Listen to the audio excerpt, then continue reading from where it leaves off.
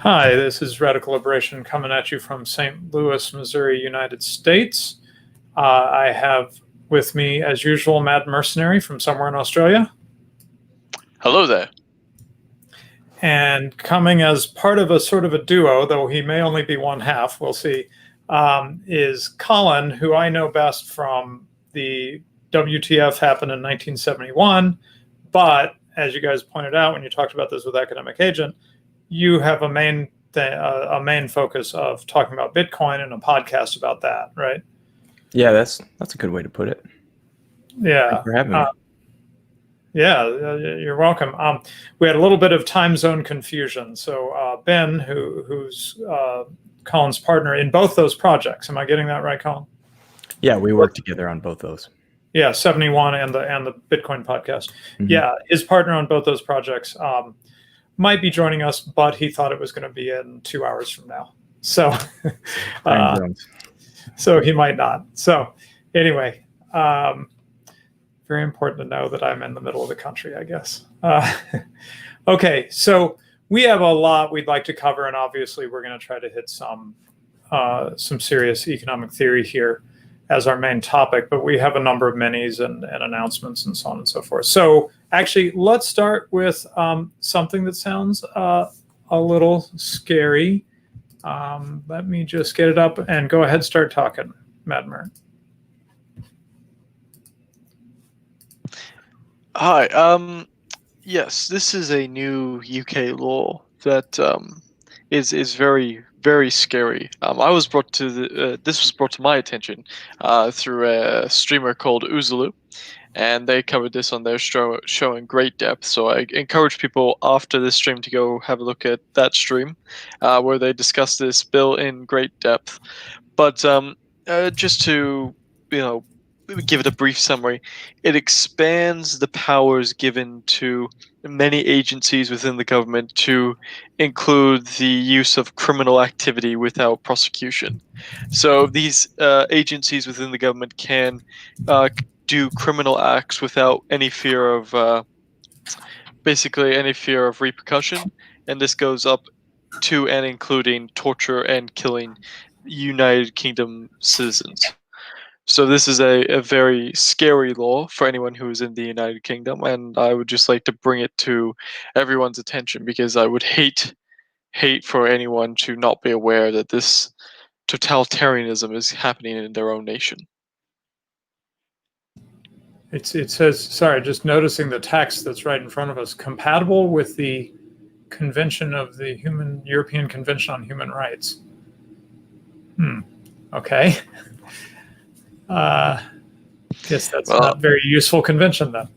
No, apparently not, because this law, as was explained on that other stream that I highly encourage people to go and watch, as it's a good channel and good source of information. But it is Orwellian in nature and expands the powers to basically commit many crimes without any repercussion, and this is something that is just horrible. And as people, freedom-loving people, we should not be tolerating this. And the main part about this is that it is passed through the lower house, the House of Commons, incredibly quickly, and it has bipartisan support. So both the majority of Labour and the majority of the Tories supported it, and is going to the House of Lords, where it's seen a large amount of support. Yeah, so, as we've been hearing, the howl, I've almost been able to hear the howls from the UK from my friends who are pointing out that Tory and Labour are working in lockstep on a number of things, like the lockdown regime. The basic criticism the Tories get from the opposition is that they're not locking down hard enough.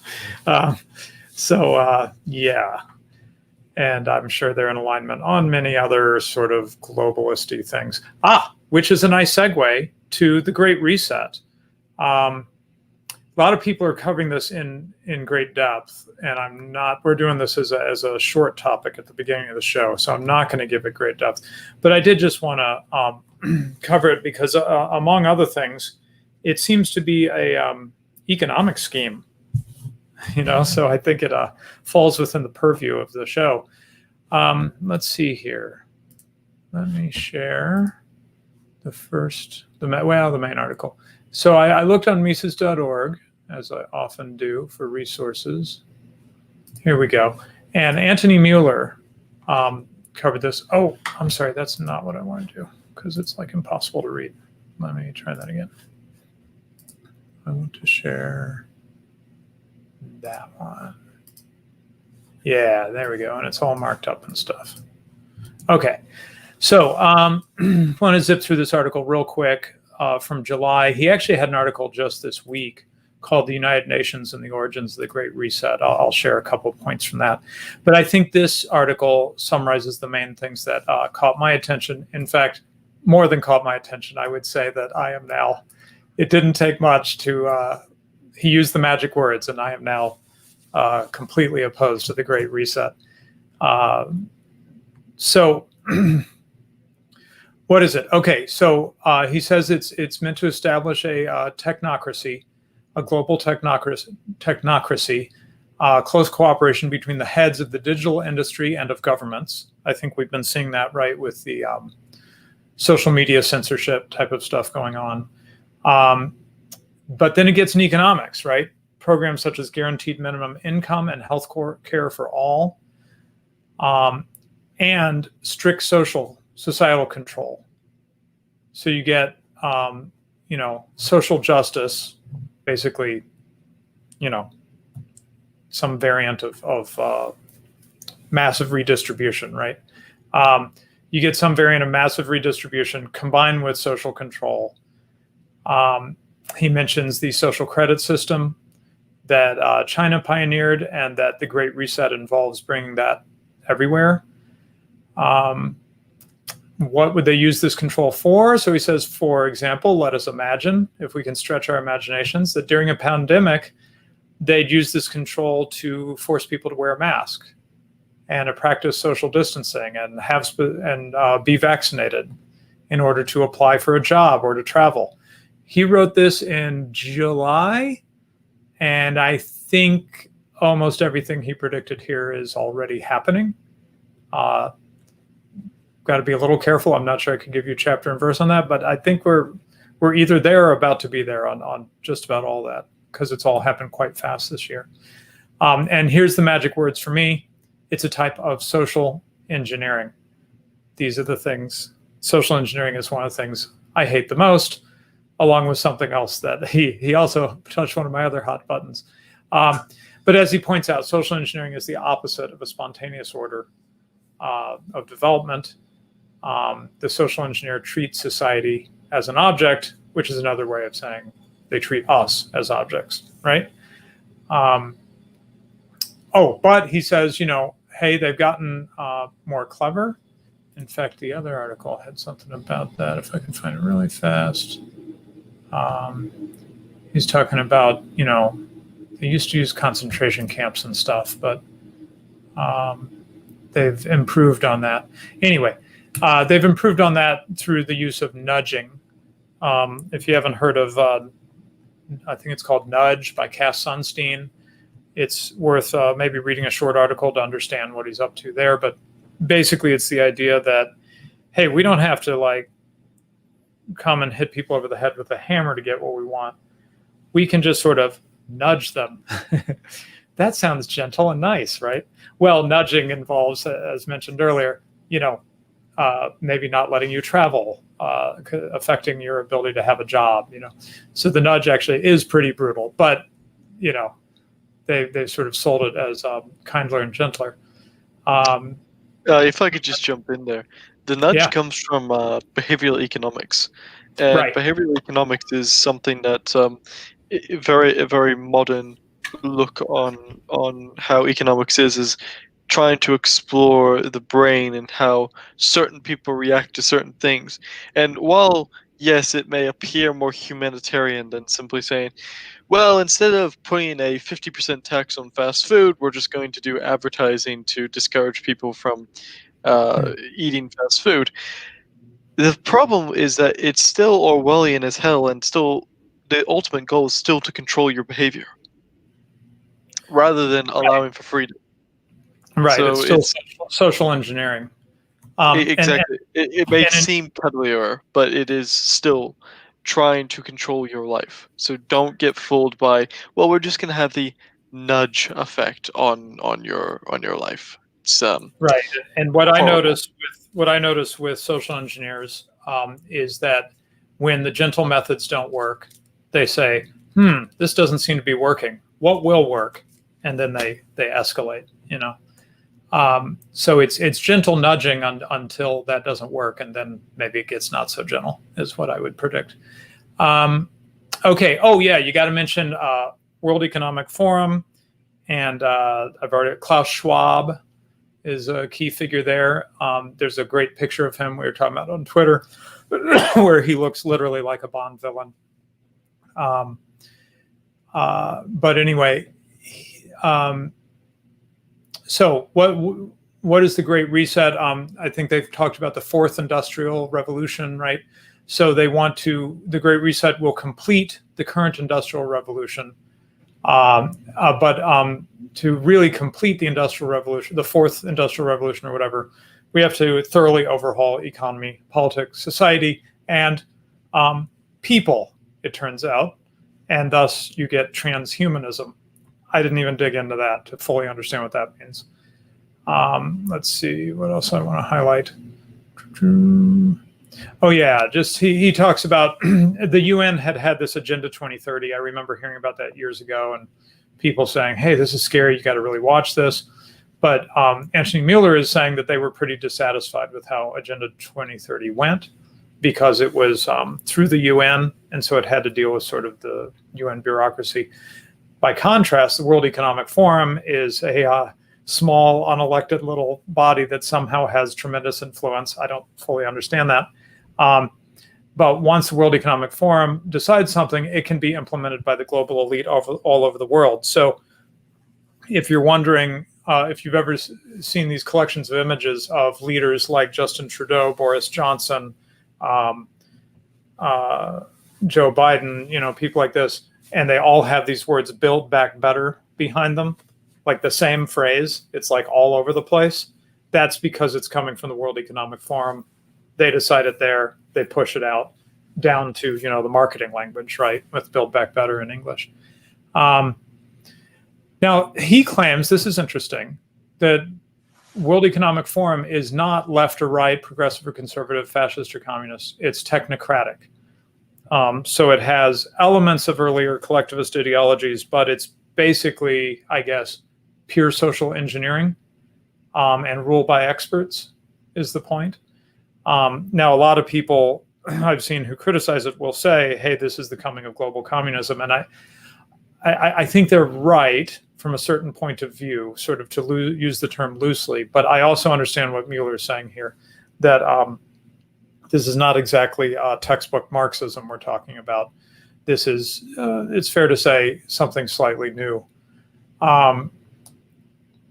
Even if, you know, the ultimate result is a lot of attempts at collectivist social engineering. And this, a few things struck me as it feels very uncomfortably like what we've been experiencing this year. He says, or the WEF says, it's got to do a revolution. It's got to do it fast.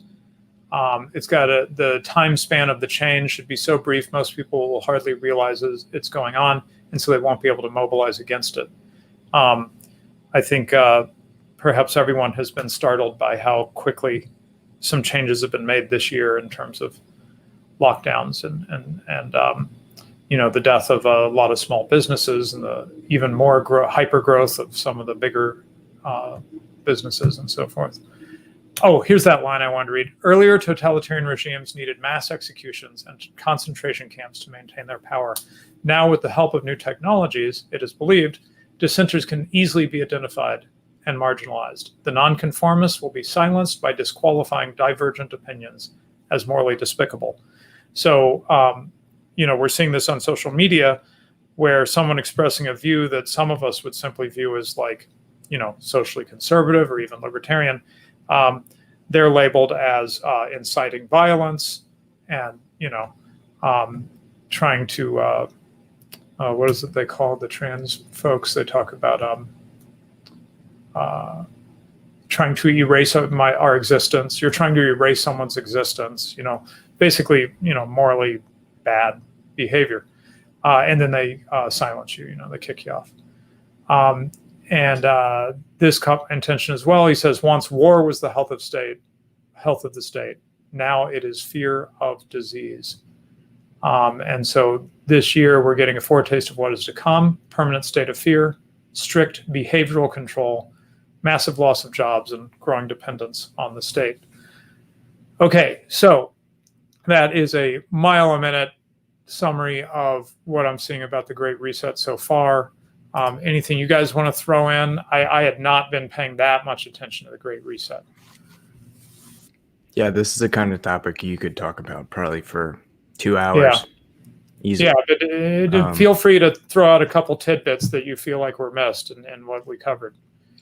There was a video that gained a lot of traction on Twitter from the World Economic Forum. I think it's since been taken down, but I think it summed up their ideologies pretty well, because in the video it showed what life was like in 2030, and one of the talking points in the video was that you, the viewer, you, the citizen, would own nothing and be happy.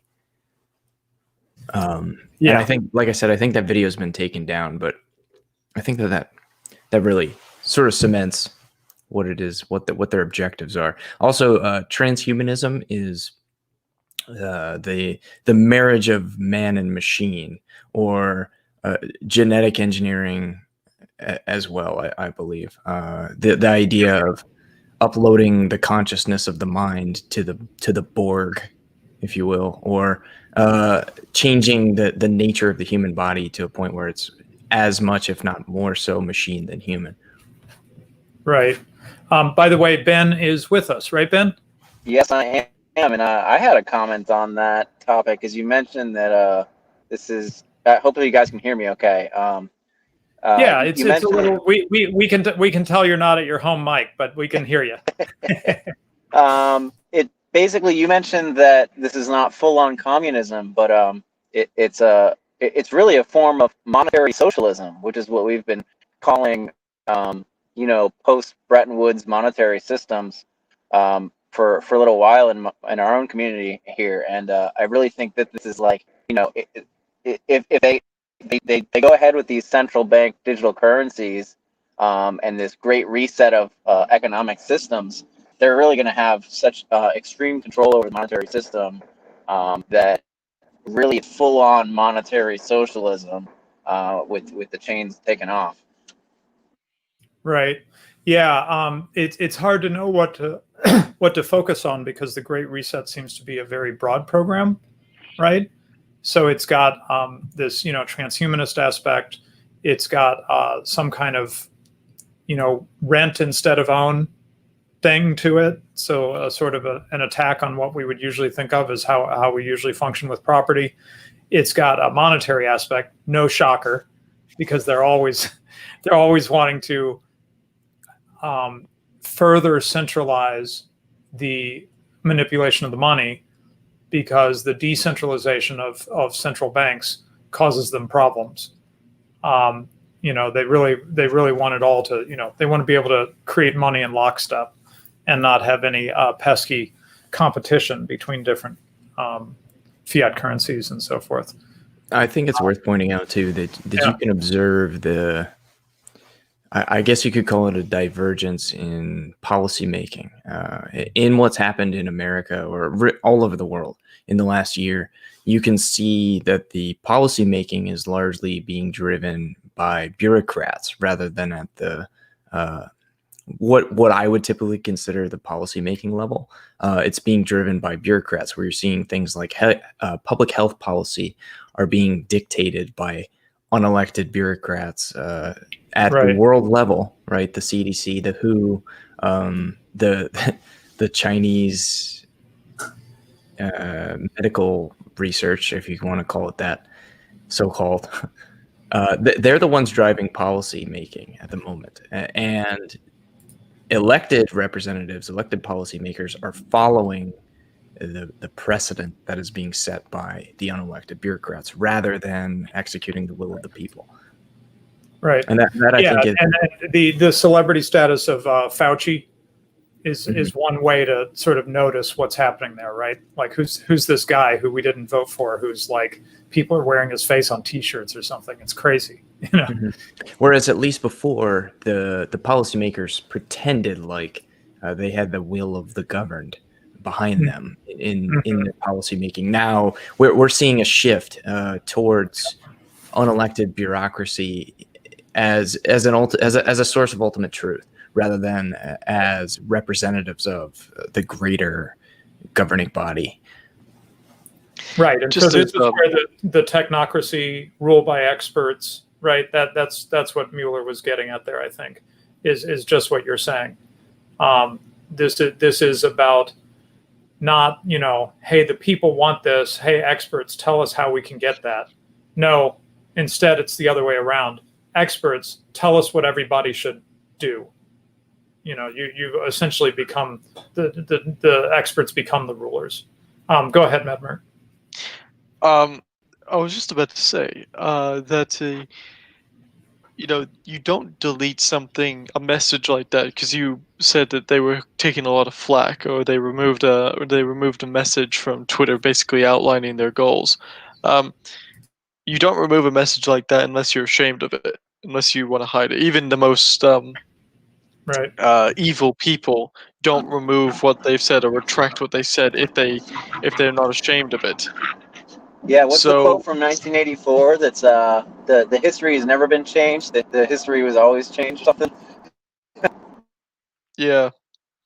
So this to me basically shows that if there's any sort of small glimmer of light, which is very hard to come about these days, but if we're to find one, it's that at least these people understand that the majority of people, at least who pay attention to this sort of stuff, are not going to simply go quietly into the night. Sorry, there were a couple quick points I wanted to highlight from Mueller's article from this week, or 5 days ago, 7 days ago. Anyway, he says that transhumanism is essentially a rebranding of eugenics.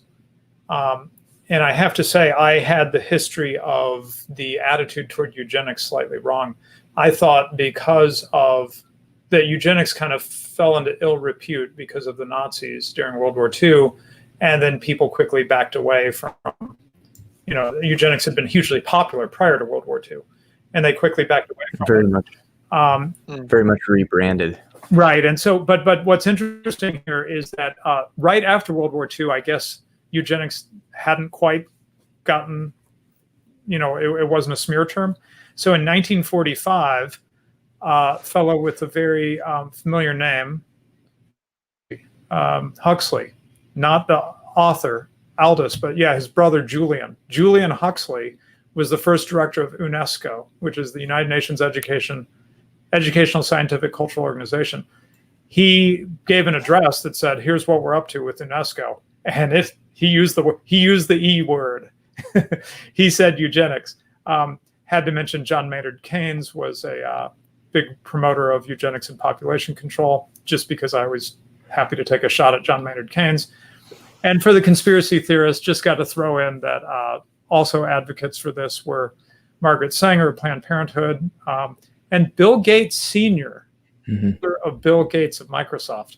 I didn't know that until he was the director of the board of eugenics, I believe. So he was it wasn't just like a thing he believed in because it was he was heavily involved. He was one of the heads of the eugenics programs. Also, it's like I said, this is the topic you could talk about for hours, and many people do. But it's worth pointing out Operation Paperclip, which brought over a large amount of Nazi administration intelligentsia over to America that were employed by the state. here in the United States, following shortly before and towards the end of World War II. They sort of rescued the great minds behind what was going on in Nazi Germany before things really came to bear. Right. And one last line from this article, and then I'll stop. Two things. Okay. To achieve the desired evolutionary progress of mankind, the first step must be to stress the ultimate need for world political unity and familiarize all peoples with the implication of the transfer of full sovereignty from separate nations to a world organization. So that must feel very familiar based on how long can we just I don't watch his show, and I don't particularly like his style or character. But how long until we say that Alex Jones was spot on the money and all this sort of shit? That's what they say. Alex Jones plus time is the true story. Okay, and then finally, bringing it right back to the focus of our show, Julian Huxley pointed out in that 1945 discourse, it is the task of the United Nations to do away with economic freedom, because laissez-faire and capitalist economic systems have created a great deal of ugliness. We must work toward the emergence of a single world culture. So if you look at my pen tweet, you can imagine how I feel about all this, which is not very good. Okay, so let's cover some very short things and then really get into it. A guilty shill. So Academic Agent was so thrilled with how I shilled his economic course 2 shows ago, I think it was. And then he came on the show last time. He was actually our special guest last time. And we didn't mention his economic course the whole time. And afterwards, I was kicking myself, So I wanted to mention it again. It's in the show description. Mad Merc has been working through it himself. I don't know. Can you give like a sentence or two on why someone would want to spend what is, to be fair, some serious change to do this course? It gives you a good in-depth understanding. Well, it gives you an understanding of Austrian economics and allows you to understand many of the fundamentals and get into much of the theory as to such as praxeology and how to think about how human action works. So it equips you for life. It equips you for economics. And if you want to, continue to level up your knowledge in this area, you must get yourself familiarized with a lot of the terms that are in the course. And the course is a great way to actually learn about all this sort of stuff with actual tests to make sure that you're on track. Mm-hmm. You've been doing well on those tests, last I heard, or how's it going? First try every time so far, so Okay, excellent. We do have a discount code for his course, EC10. It's also in the show description. EC10 to get 10% off of that. Also mention that we are doing a currency competition. We'll be what's the date for final submissions? You already announced it, right, Madmer? 23rd of December. Okay, December 23rd, and then we'll do a year-end. I'll sneak away from my family during the holidays, and we'll do a year-end show somewhere right before the end of the year, right around the end of the year, and hand out some silver coins. And then very quickly, you wanted to do a call out into the void. Go ahead, Madmer. Yes, this will be the final mini, and then we will get onto our main topic. Our guests have been incredibly patient. We apologize. But this is a call out to the YouTube channel Tick. Now, many people will know this channel, but just for people who don't, Tick is a historical YouTuber who also understands to a great depth Austrian economics and has used Rothbard and Mises in many of his works. We have tried to find a way to contact Tick to see if he would like to come on the show to discuss a variety of topics. I'll get into those in a second, but have been unable to find any sort of contact details. So we're going to resort to the last thing, and this is we're going to make an open call. Anyone who knows how to contact Tick, anyone who can perhaps pass this segment of the stream onto him, please do. We would love to talk with Tick about economics and potentially topics in World War II or World War One relating to economics. We had a couple ideas thrown around. So, firstly, the British ration during World War II. Often, this is pointed to a great success of the government and that caloric intake of the average citizen went up. But we would like to discuss how maybe that's not the whole story. We would also like to discuss post World War II Soviet Union. We'd like to perhaps discuss the vampire economy and how the Nazis obviously manipulated their GDP and other labor statistics to make it seem like they were more powerful than what they really were. But yes, or a topic of Tick's choice that could work as well. But we would love to have Tick on the show. He is fantastic historian, fantastic on his economics, and I think it would suit this show very well. Tick, just to let you know, if you do see this, just to let you know who we are. We're a small-time streaming channel. We focus mostly on Austrian economics, and we go through a couple events in history and outlining Austrian economics and history and or Austrian economic theory. And we'd love to have you on the show. It would be a great. Yeah, it really caught my attention that you sent me some stuff to watch, which I need to catch up with of Tick's videos on history, but I hadn't understood that he really knows Austrian economics. This puts him in a select crew. In fact, at least at one time, I felt that I probably personally knew most of the historians that understand economics. Like I'm friends with a lot of them, and there aren't that many of those. So that is really awesome that he is doing history and has a pretty good channel there, 157,000 subscribers, doing history on YouTube. And yeah, filthily detailed, super accurate, it says. Okay. The man has a 4.5 hour video on outlining exactly why Hitler was a socialist. This is the type of guy we would love to have a discussion with. That is awesome. Love it. Okay, I have a little intro I've thrown together to get us started on this whole big money topic. I'll move through it quick. What I put on the screen will make sense in a moment. Okay, so as often happens for me, my mind turns to the socialist calculation paper by Ludwig von Mises that he wrote in 1921, I think, Economic Calculation in the Socialist Commonwealth.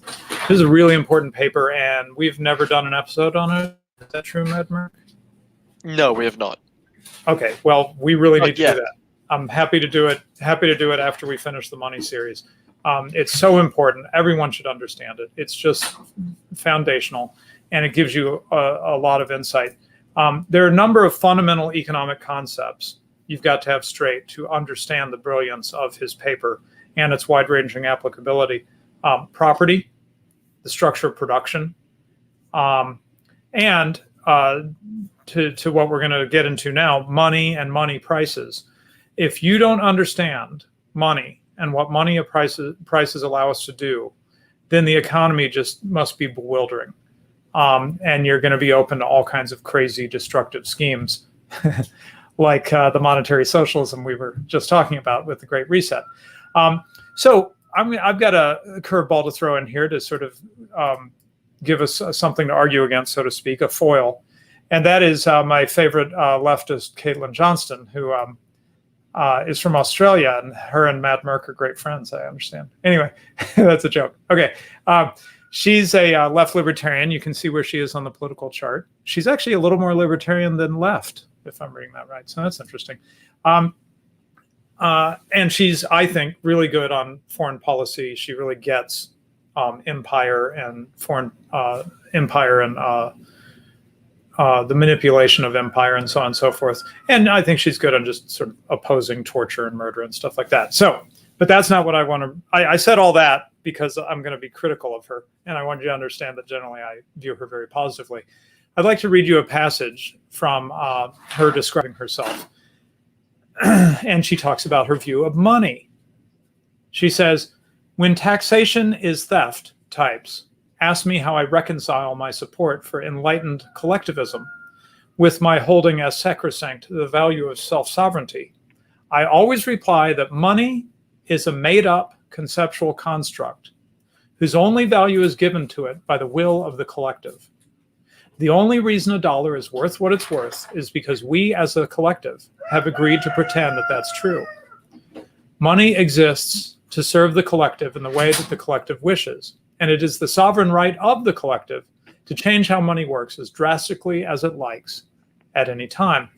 It isn't some force of nature that is separate from human imagination, and it most certainly doesn't by itself contain the wisdom our species needs to navigate the travails we now face.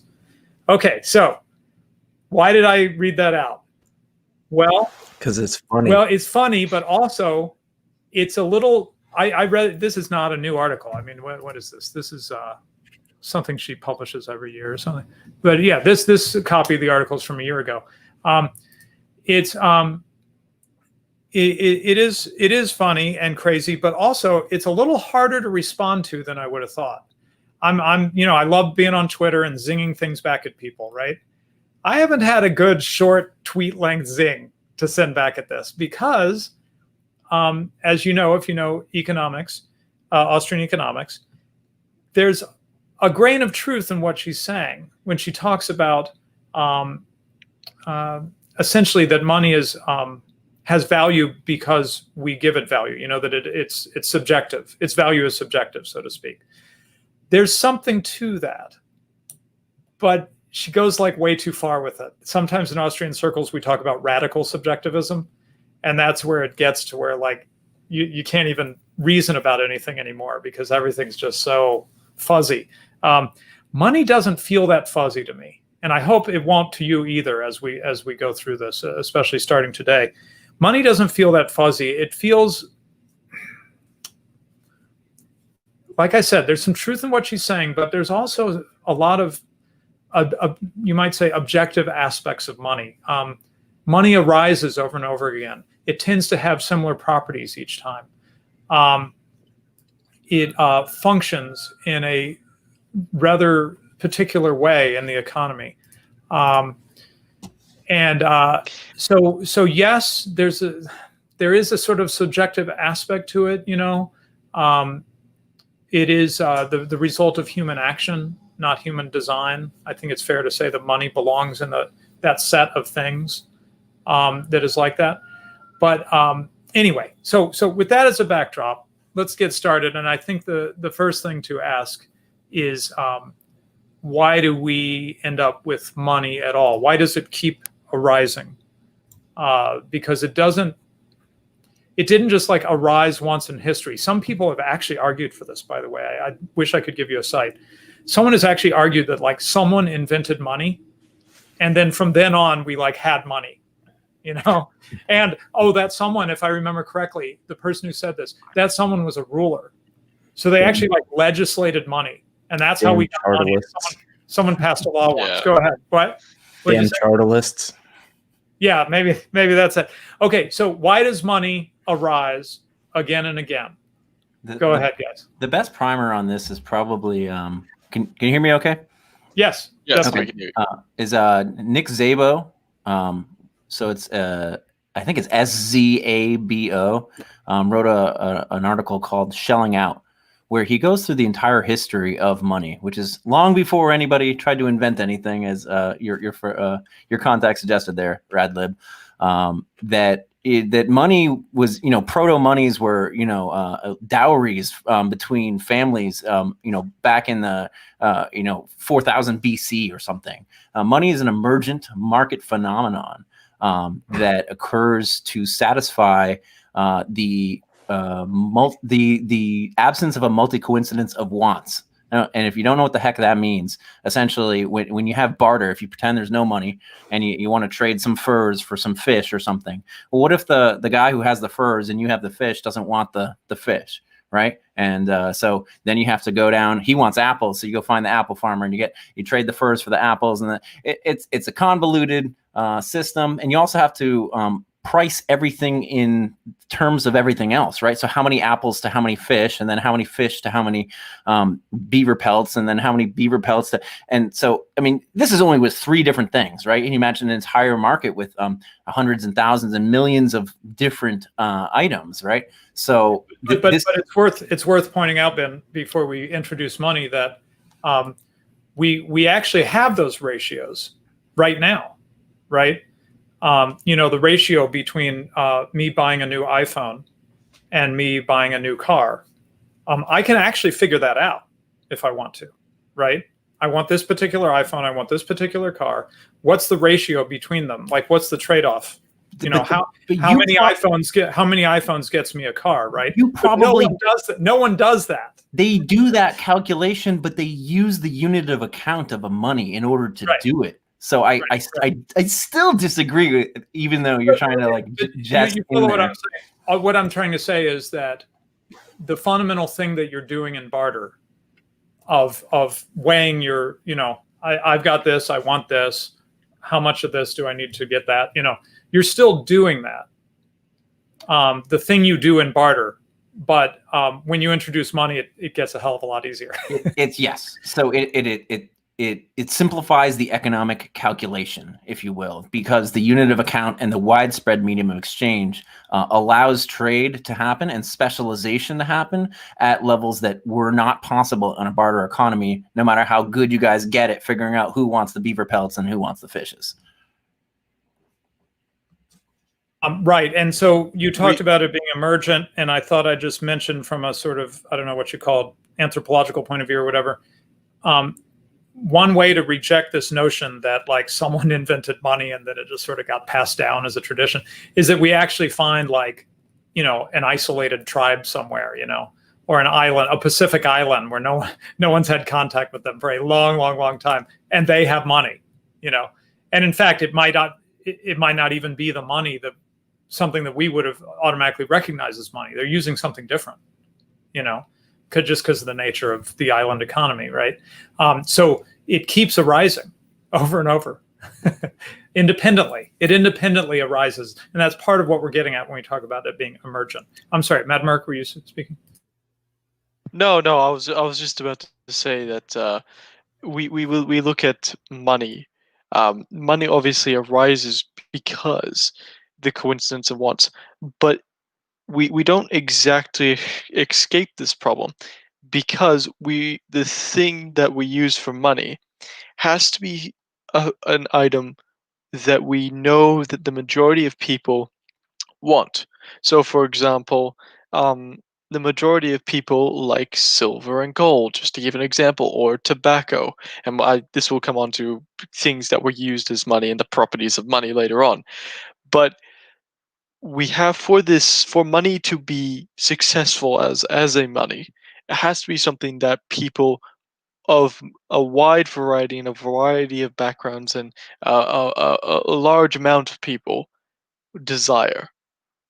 So we just have to keep this in mind, that money has to fulfill certain criteria, and it has to be something that the majority of people would like. So it can't, for example, it can't be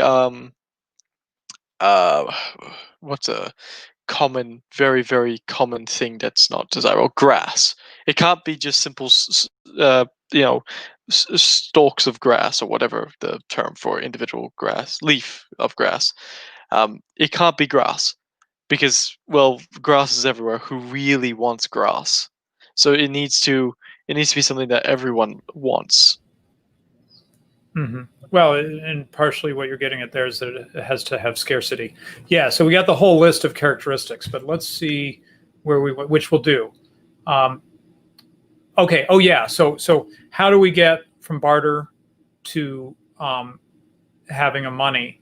And I guess when we talk about the origin of money, we're always talking about the origin of commodity money.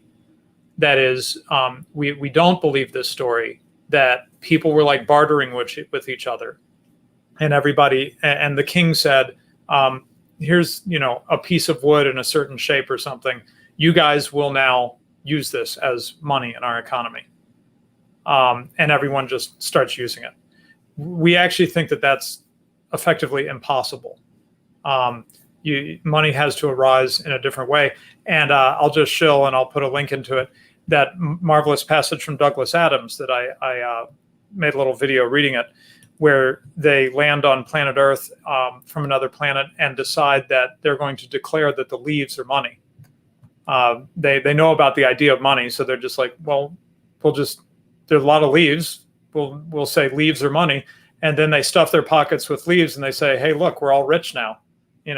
It's a great satire, in part because it points out that, again, sort of responding to Caitlin Johnston's idea of that it's sort of completely arbitrary.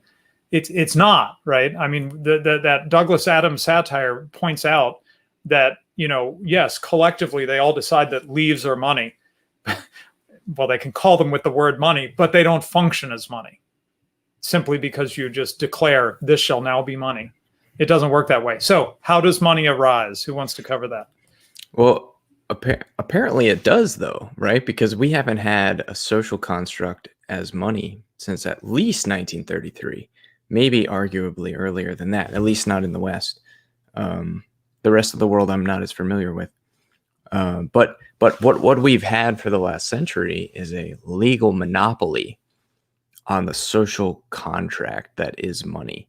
That is to say, normally the market would determine, based on saleability into the future, predictable saleability into the future, liquidity amongst market participants, and ease of use, the fulfillment of that problem of the coincidence of wants.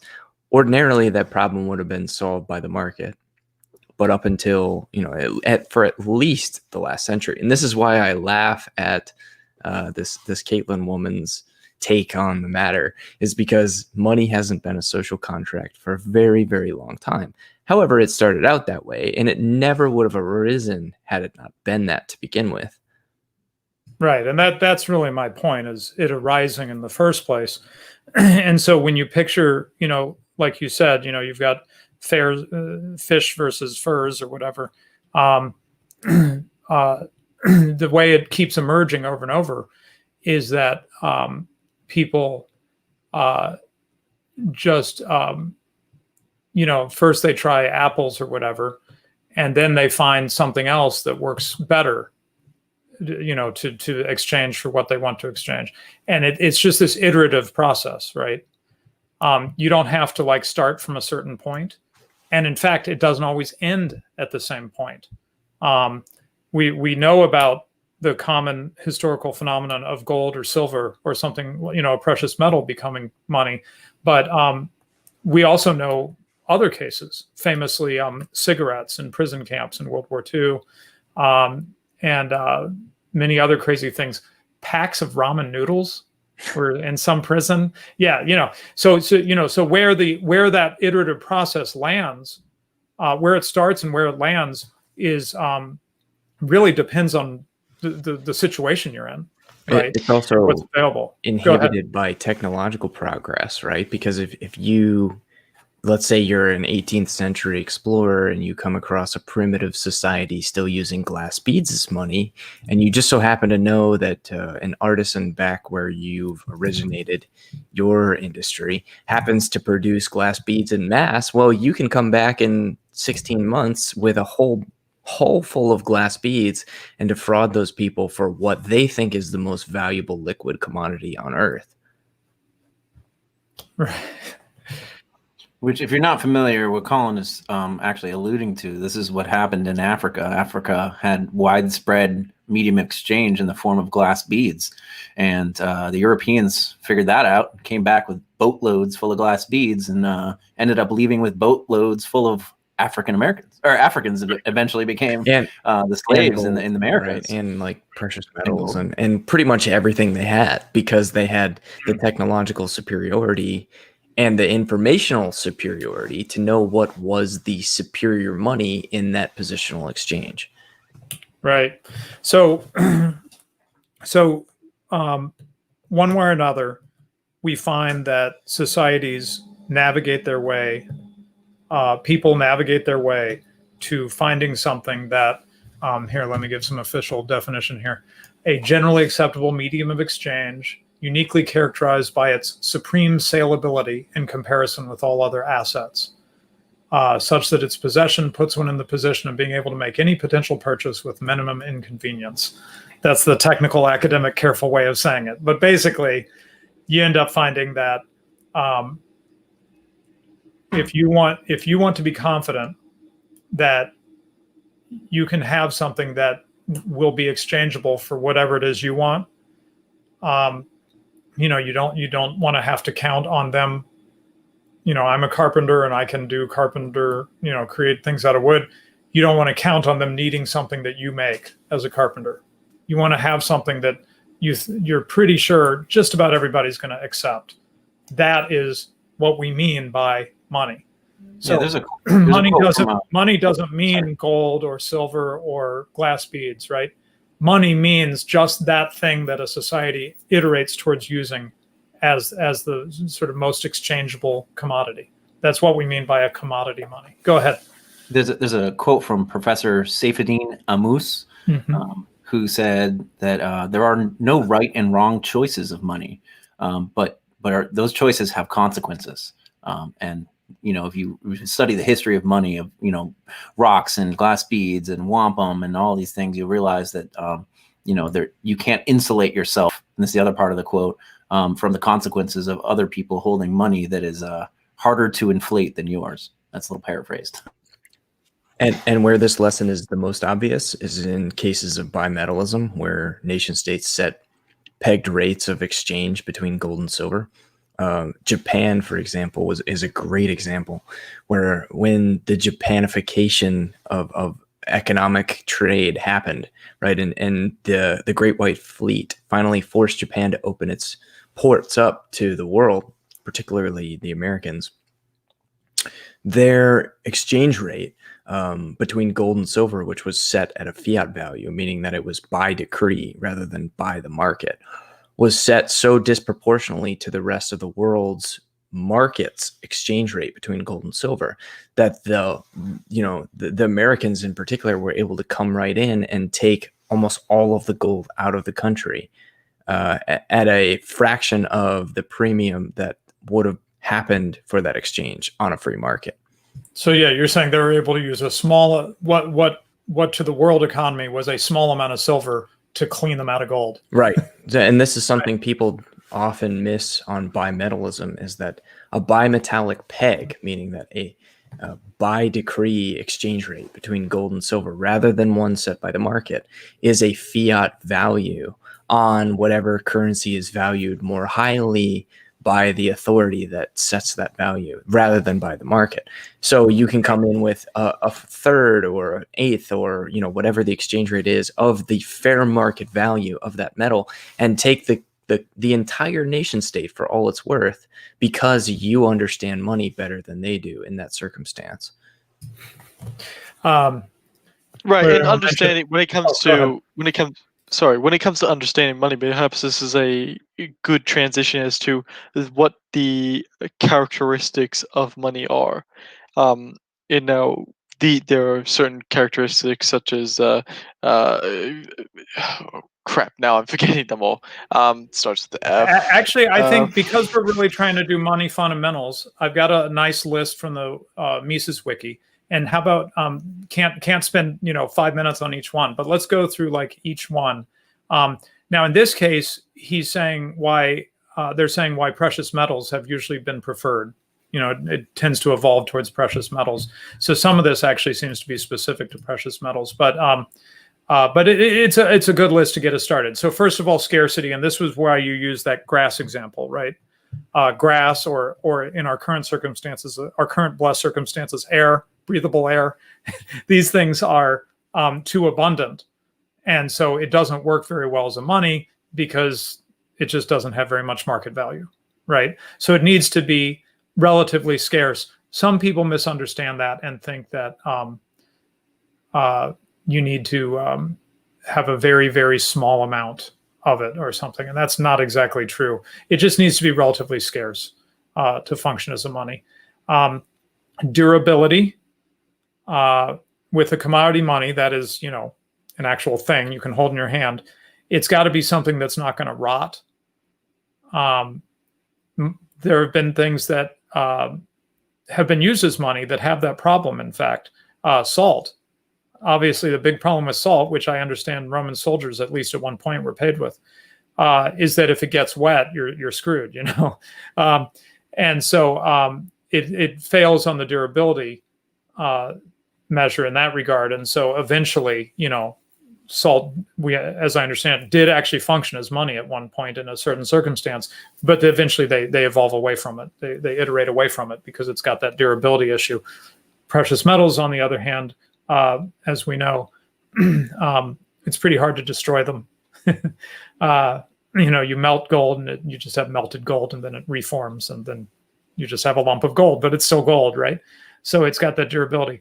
Divisibility. So this is why, for those D&D people like me, this is why, even though they have that scarcity and durability, you know, they have high value, gems, diamonds, things like this don't end up being money. It seems a little counterintuitive at first, like, well, that'd be awesome. I could just buy a car with a little diamond, right? Yeah, but then the guy who buys the car, if he wants to do anything besides like buy another car, he's got to split the diamond. And when he splits the diamond, the value of the diamond is less than the original diamond, right? The pieces are less valuable than the original diamond. Go ahead. Ben. Right, and there's some interplay between these. I mean, the divisibility of salt is far greater than the gold, right? Because you can just give a few grains of salt, right? And you can match a very small amount of salt to a very small commodity you might want to buy in exchange.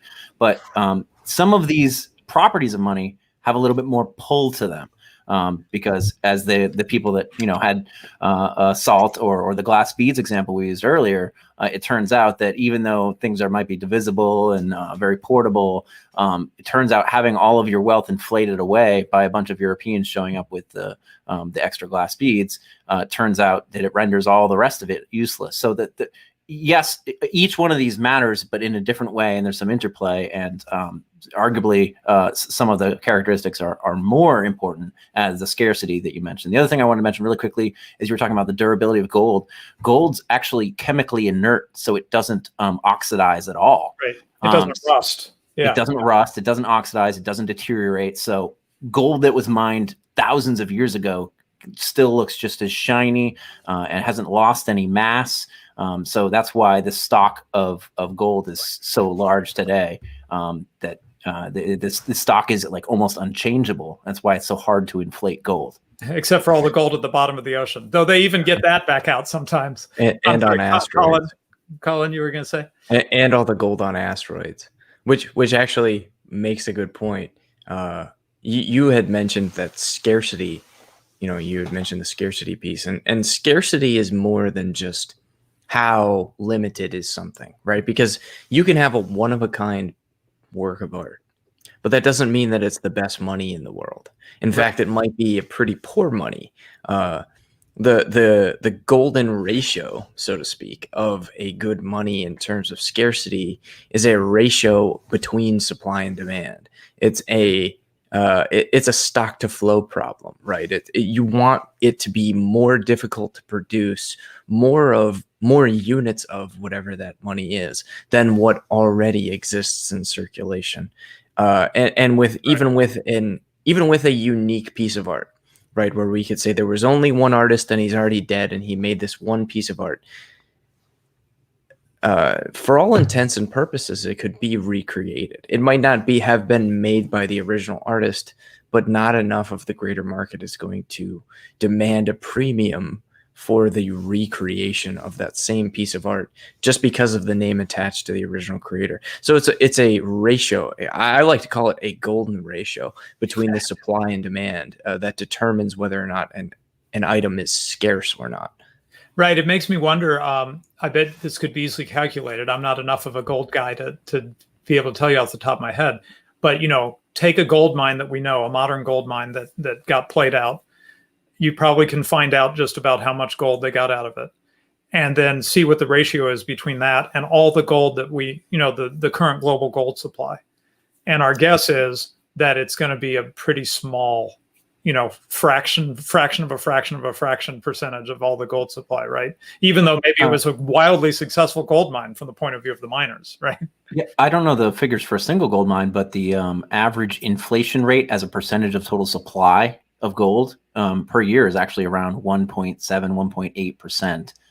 Really? That's supply higher than I would have added guessed. every year. Yes. Wow. Mm-hmm. Now, I wonder if part of what's going on there is you've got gold that's wrapped up in a decorative thing, and then people, go to the buy gold shop down the street, right? Maybe you don't live in the ghetto like I do. I don't live in a ghetto, but anyway, you go to the buy gold shop and you sell that decorative gold. They melt it down; it becomes part of the. I don't understand that way. I actually think it's been pretty steady at around 1.7% for over centuries, for multiple centuries. And yes, it does get hard to estimate the supply as per your illustration there, because a bunch of Indian women are wearing a large percentage of the gold supply, a significant percentage anyway. Not to knock Indian women, they love their store value gold. That's great. But yeah, it is kind of hard to estimate some of the stuff, but a lot of work has been done. And yes, the inflation rate is over 1%. Wow. Huh. Okay. So next they say distinct look and sound. That's an interesting one that I had not heard of before. It makes a lot of sense, though, right away. That comes from recognizability. Recognizability. Okay, yeah. Which is basically that, there's fool's gold, right? But if you've seen fool's gold, it's actually, and you've seen gold, it's actually not that hard to tell them apart. You'd have to be a real fool. But in general, a gold or a silver, people can figure it out. I remember in the movies, they're always biting the coins, right? Because I guess like if it's gold, they want to make sure that it leaves a little mark on it because gold is malleable. And so you can kind of do a quick check. I assume that's why they bit the coins. Do you know? Why'd they bite the coins in the Westerns? Was that why? Yeah, this actually goes to recognizability is tied in with verifiability. So gold is really interesting. There have been a lot of, even recently, fake gold around, and usually how it's perpetrated today is they take tungsten, which is the same density of gold, and they gold plate it, which is extremely cheap to do. You can gold plate like anything. Those gold plated monster video cables you get for $50 or whatever, that costs them 10 cents to add. That's all marketing BS. It actually is pretty difficult to assay gold in the sense that if you're trying to assay lots of it or do it often, the devices they use are kind of expensive, and it's not an easy process to do. The whole biting the coin is them verifying, because gold is softer than regular metals, that it will indent a little bit, whereas zinc or something else like that, or tungsten, wouldn't indent from their teeth. That's why they're doing it. So this all goes back to recognizability and verifiability, which are arguably tied together. Right. And this actually the verification of gold actually ties back into one of our previous episodes, Radlib, in that China recently was caught with a huge amount of fake gold. They had essentially had copper bars filled with lead and gold plated. And they were claiming that this is real gold, and when they was checked, it passed the gold test until someone bought some and found out, oh, this is actually fake. This is non-verifiable. So we have lost a fair bit of gold supply because this was found out. So yeah, verifiability is extremely important when it comes to the supply and demand of money. Okay, next one. Homogeneity through space and time.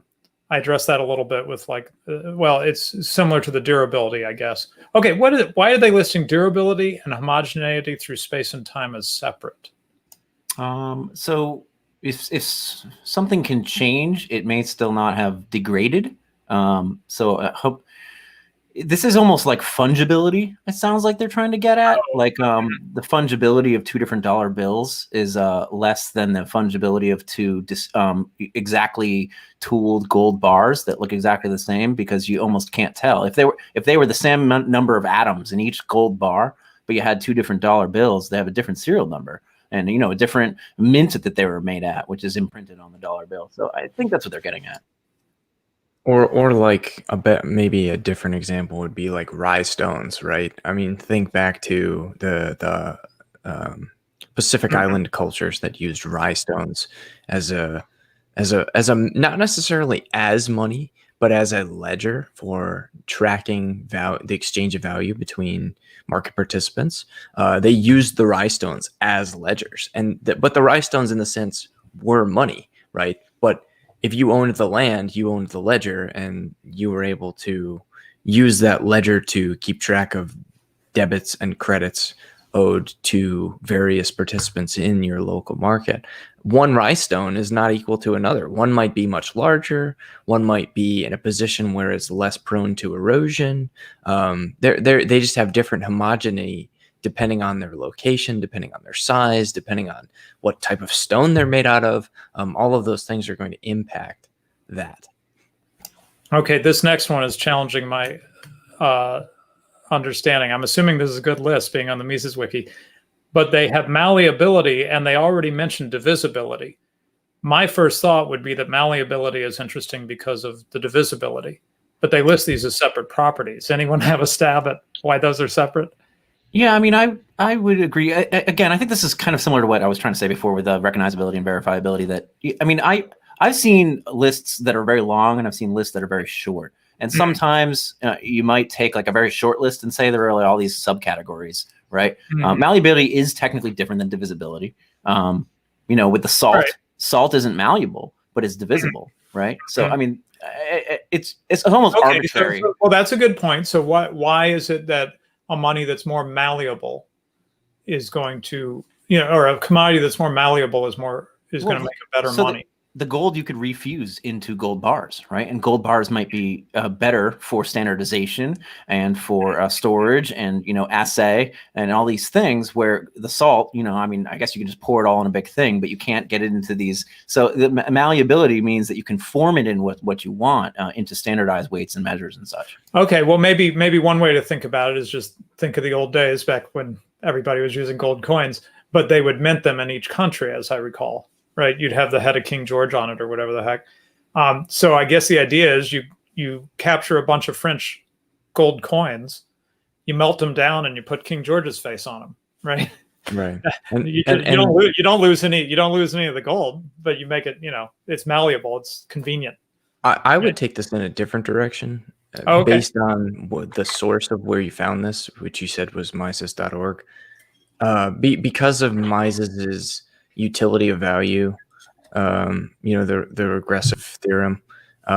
I would say that this is probably, so my theory on this is it differs from Mises, and I understand that that's a bold claim, right? But until we had a global consensus for money, which I would argue that we've arrived at, certainly in the 21st century, probably before, it was important that there was a certain utility value in a commodity money, right?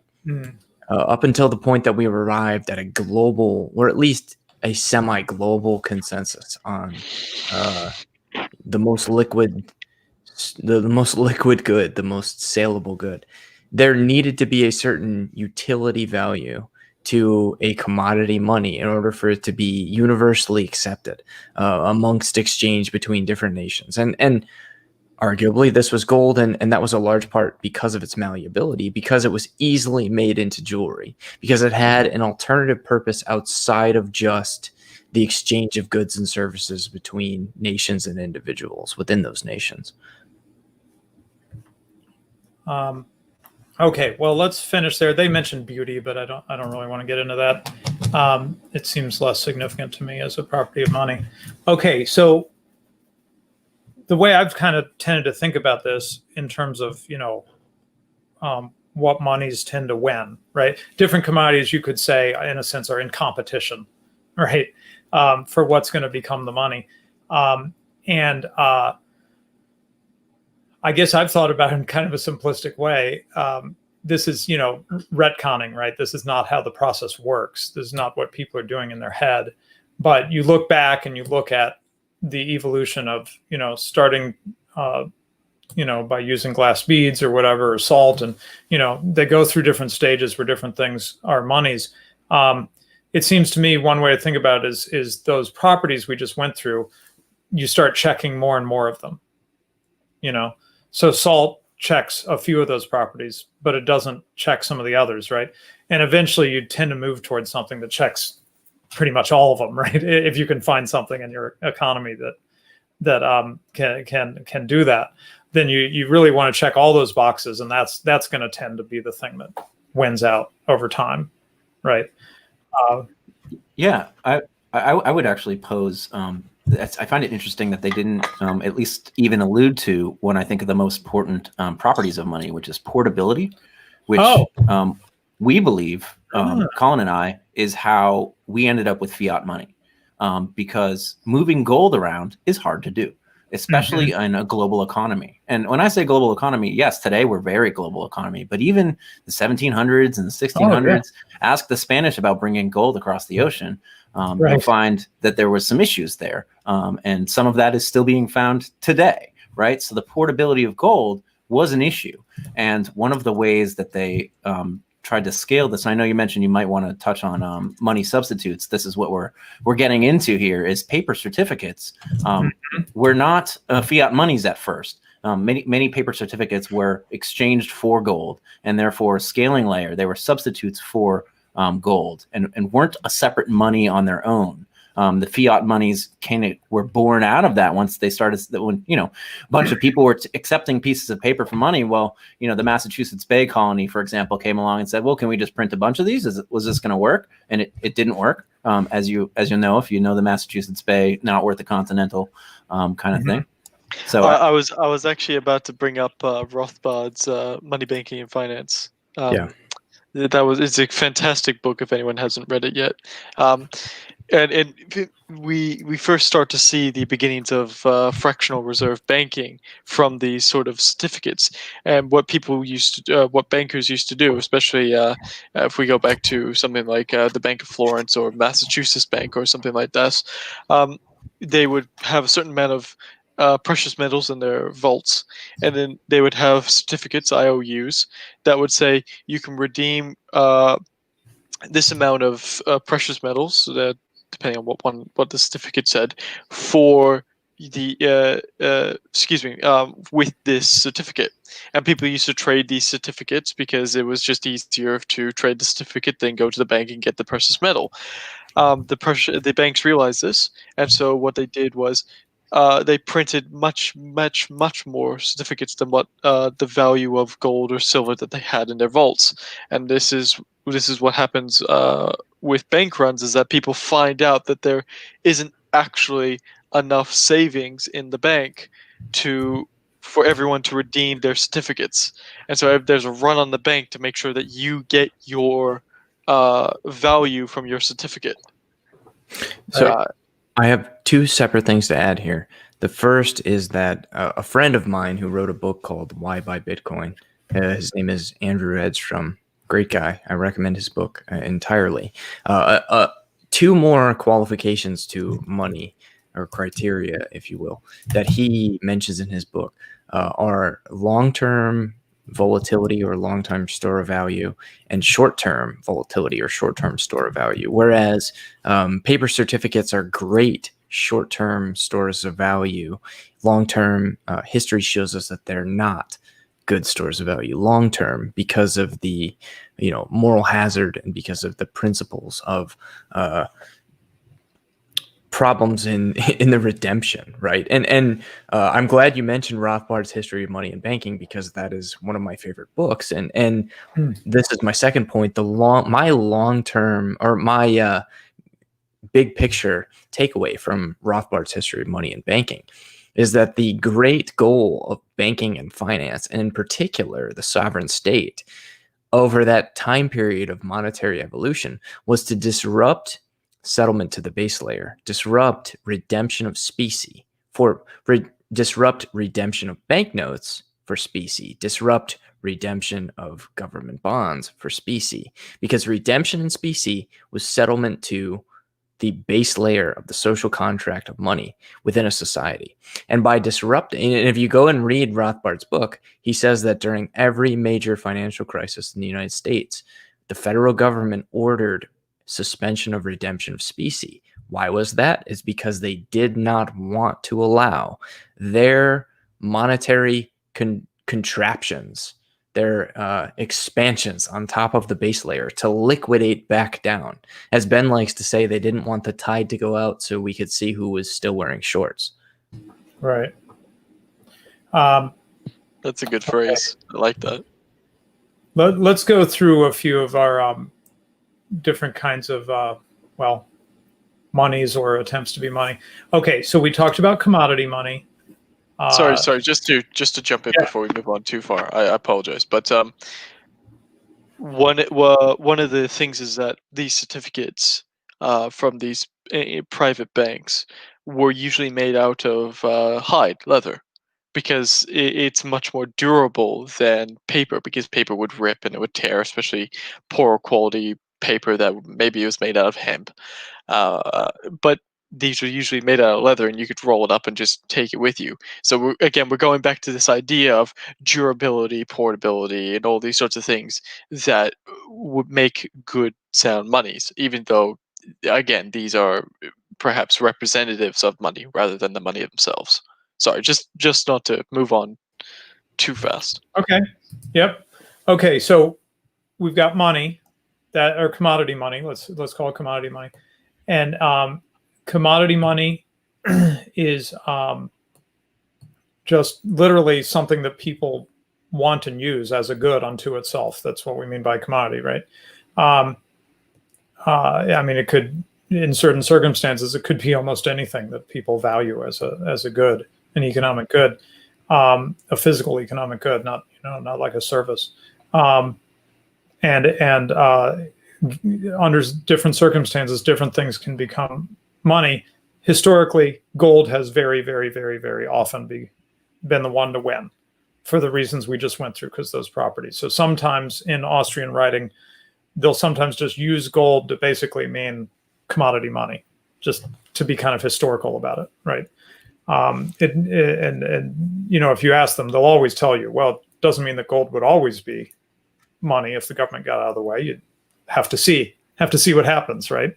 Technology, whatever, things could change. And in particular, sorry, Brad, in particular, redemption in specie meant exchange of notes or exchange of pegged value for that base layer money, which was gold and silver bullion. Right. Well, that's what I was going to get to now. Money or commodity money. Then you have the money substitute. So we need to be very careful when we talk about, now we're going to start to make some real careful distinctions as we start moving towards our current reality, right? Away from history and towards the nightmare we live in now. Okay, so a money substitute is fine. There is no problem with a money substitute. It is literally a stand-in, that is more convenient for whatever reason. It's a stand-in for commodity money. So historically, you've got some gold in the bank, you write a check, and this goes back to like the Middle Ages, as we were learning in our medieval episode. You write a check and you say, this represents this much money over there. And whoever has that money substitute is the owner of that gold. It doesn't mean that you're double counting. You got 5 ounces of gold in the bank and you got a 5-ounce check. There's not 10 ounces of money. There's not the equivalent of 10 ounces of gold money in the system. There's 5 ounces. At least it should be, right? Well, that's that. When we're talking about a money substitute, that's what we mean when we say I'm going to use these terms strictly here, right? So that we don't get lost. It's so easy to get lost when you're talking about money. So when I say money substitute, I mean just that, something that really is not being double counted. It is a representation of commodity money. And if you accept it in exchange for something, you now are the owner of that commodity money, which is simply represented by the money substitute. So as a programmer, I want to call the money substitute a pointer, right? It's a pointer to the commodity money. That's all it is, right? Okay, then, so money substitutes, all happy days. Then we start moving into things that get a little scarier.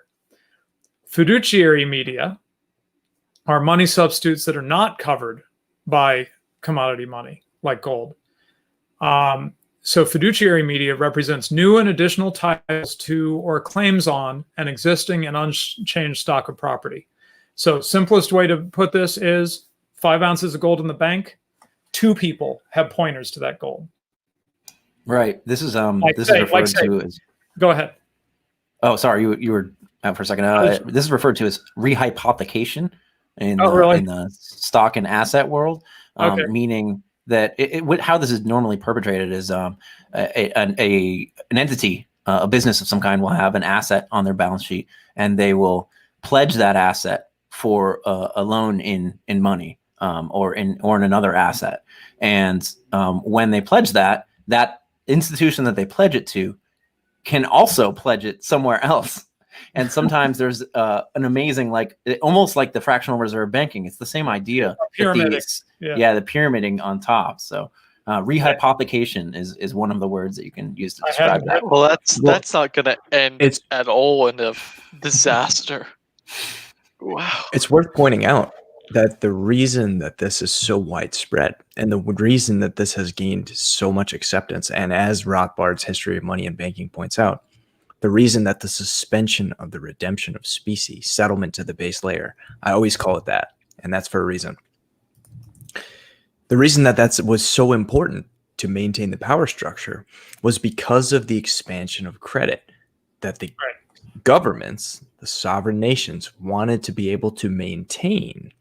They were dependent upon the banks buying their bonds, because if there was no one there to buy their bonds, they couldn't continue to spend. And if they couldn't continue to spend, then they couldn't keep the Ponzi going. If they couldn't stop the settlement to the base layer, then they weren't able to continue to expand their spending and continue to expand their debt. And I wonder if I could briefly add on top of what Colin is saying, is that part of the reason this is such an issue and a problem today is because of the partial monetization of assets themselves. Assets like stocks and real estate and even bonds, which this is where Radlib is saying this stuff gets a little hairy, because are bonds money, right? But the stocks and real estate, if you just take those out for a second, we understand those as separate assets with separate economic functions, have been partially monetized, right? People store their wealth in these things over very long periods because, as we mentioned earlier, the short-term store value of the US dollar or euro is fine. It's the long-term that's no good. And banks, if you look at the Basel Accords, the banks use these assets like the mortgage, what was the mortgage-backed securities, MBSs in 2008, the banks were using the assets as money on their balance sheets. And that's what the Basel Accords were about. That's what they codified. So I don't know if you're following what I'm saying, but the monetization of these assets has made this even harder to understand, probably. Mm-hmm. I follow you. Well, okay. Well, there's another term to introduce that I think is going to help. So fiduciary media means you've got additional titles or claims to, the money, right? That underlies it. So, 2 or more people consider themselves to be owners of that money, right? Then we would contrast commodity money to fiat money. Okay, so commodity money, as he says here. The commodity in question constitutes the money. The money is merely the commodity, right? So the gold is valued in and of itself, and it also has become used as a means of exchange. But what constitutes the money is very important, right? So it's very important that you the nature of this thing that you're calling the money. It's gold, right? In the case of fiat money, it's the stamp that makes it into money. I thought that was a great term from Mises, I think. He says the deciding factor is the stamp. It is not the material bearing the stamp that constitutes the money, but the stamp itself. The nature of the material that bears the stamp is a matter of quite minor importance, right? So over time, in the United States at least, I'm sure this doesn't happen anywhere else. The metal in our coins has actually changed while the stamp on it has remained the same. So you can get a dime, a US dime, and it looks like a dime for the last, I don't know how long those dimes have looked that way, but for 100 years or something, they've looked the same. They've been the same size. They've had the same little ridges on them, the same face on them. They have a different year, but they look like they're the same thing. But in fact, the metal that they make dimes out of has actually changed drastically over time. And pennies are a copper-plated nickel or something now, right? Right. They keep on trying to use a cheaper and cheaper metal as inflation continues to devalue this stuff, to where right now it is like they will try to come and get you if you melt down pennies, because there's a reason you'd want to melt down those pennies. Even as worthless as the metal is, the metal with the stamp on it is even worth less. And isn't it interesting that it's illegal? Go ahead, Mark. No, Collins, you go ahead. I'm on a delay because I live in buttfuck nowhere. Isn't it interesting that it's illegal to melt down the pennies when originally all of the coinage in the United States, at least, and in the majority of the world, was precious metal that was struck from bullion and intended to just represent a weight measure of, that's where the names of so many of these currencies come from. The pound was a weight measure of the precious metal of which it was struck. Right. Yeah. And now it's illegal to melt down these coins into their not so precious metal. Right. To obtain the utility value. One last term before we turn to super chats and wrap it up. And this one, I'm hoping Ben or Colin can help me here. This one is one that I've struggled with a little bit, which is funny because of what my job happens to be. But anyway, credit money. Okay. Technical definition is a credit money is a claim falling due in the future that is used as a general medium of exchange. So the example that pops to mind, but it gets way more complicated than this, I'm sure, is I have a note from somebody. I loan them some money, and I have a note from them saying, I promise that in 2 years I'll pay you that money back, or maybe pay it back with a little bit of interest on it or whatever, right? Whatever. But that note represents a claim on money that is going to come due in the future. Well, what happened is people found that they could use that claim itself, which represents money in the future. They could use that claim itself as a kind of a money. Now, obviously, there's going to be a little discount to that, right? So if I've got a claim that represents $1,000 in 2 years, and I owe someone $1,000, and I try to give them that claim, they're going to go, whoa, wait a second. That's not really $1,000.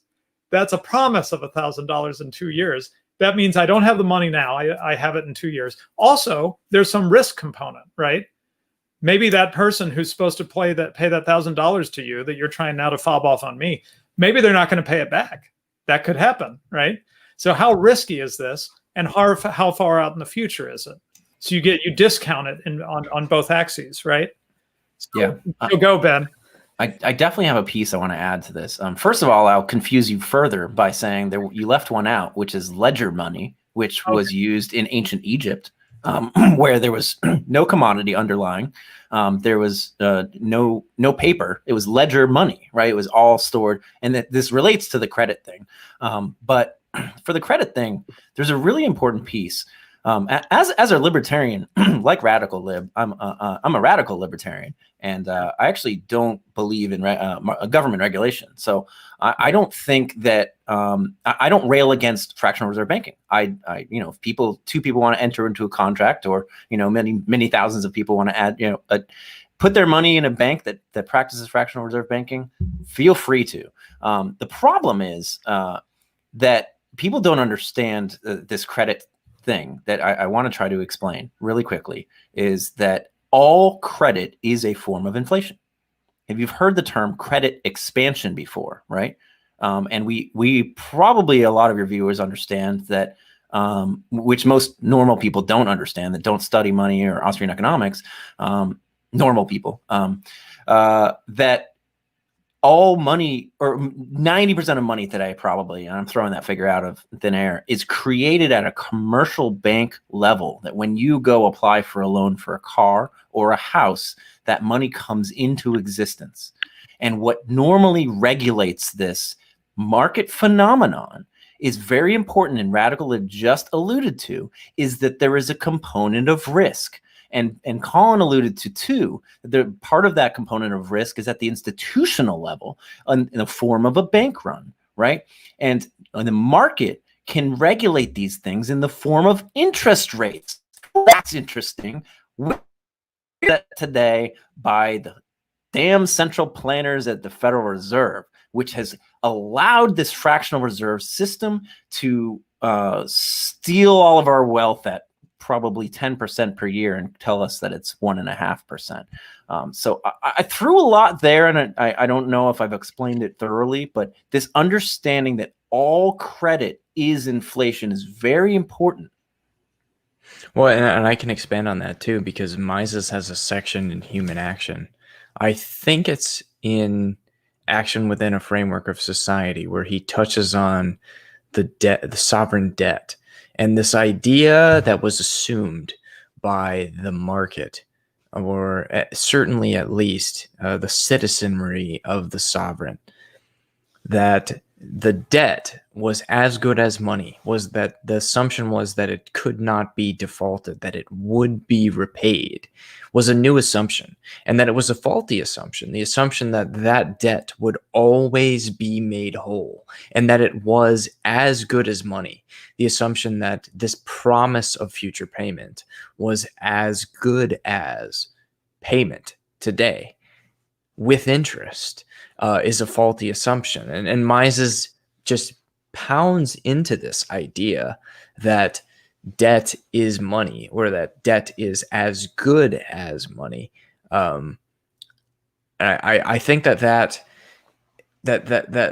Mises understood that there was a moral hazard there. One, that the sovereign might not necessarily be able to repay the money, but also two, that added a second layer to money, in which might not ever settle to the base layer, based on his protege's understanding of the history of the disruption of the settlement to the base layer. I just wanted to add one more thing that I think I may have misspoke or forgot to include, is that first of all, it's a shout out to Eric Voskuhl for helping me understand this concept, who is a modern Austrian economic thinker, that all lending is inflation, but all lending is fractional. So if I lend radical liberation, sorry, I always keep saying libertarian. If I lend you money, we just increase the money supply, because I'm expecting that money back. When you pay it back, that's when the money gets destroyed. The credit money disappears. So it's easy to understand when there's only two people. Yes, the actual money supply of the entire world increases when I lend rad lib the money. He may not pay it back though, which is the risk, right? So all lending is fractional. Sorry, I'd like to add the reserve ratio rate, which is the rate at which financial institutions, more specifically banks, have to reserve for your account. So let's say you put $100 into your savings account. The current reserve ratio rate, I believe, is 6%. If someone wants to correct me there, that's it's going off zero memory now. from. It's 0 now. It's Okay, 2020, bro. Okay, it's 0 now. For my example, I'll use 5%. If you have a reserve ratio of 5%, which apparently it was 2 years ago when I looked this up, the bank has to hold $5 of your savings in their vault, and the remaining 99 they can lend out as a loan. And this is the credit that Ben was so eloquently talking about before. Now imagine this going on for many, many, many millions of dollars, and you can see how money expands. And then these people who get the loans can actually put that in their savings account, and this happens over and over and over again. Sure, but Mad Mac, what's the limitation on this, right? What's the limitation on this?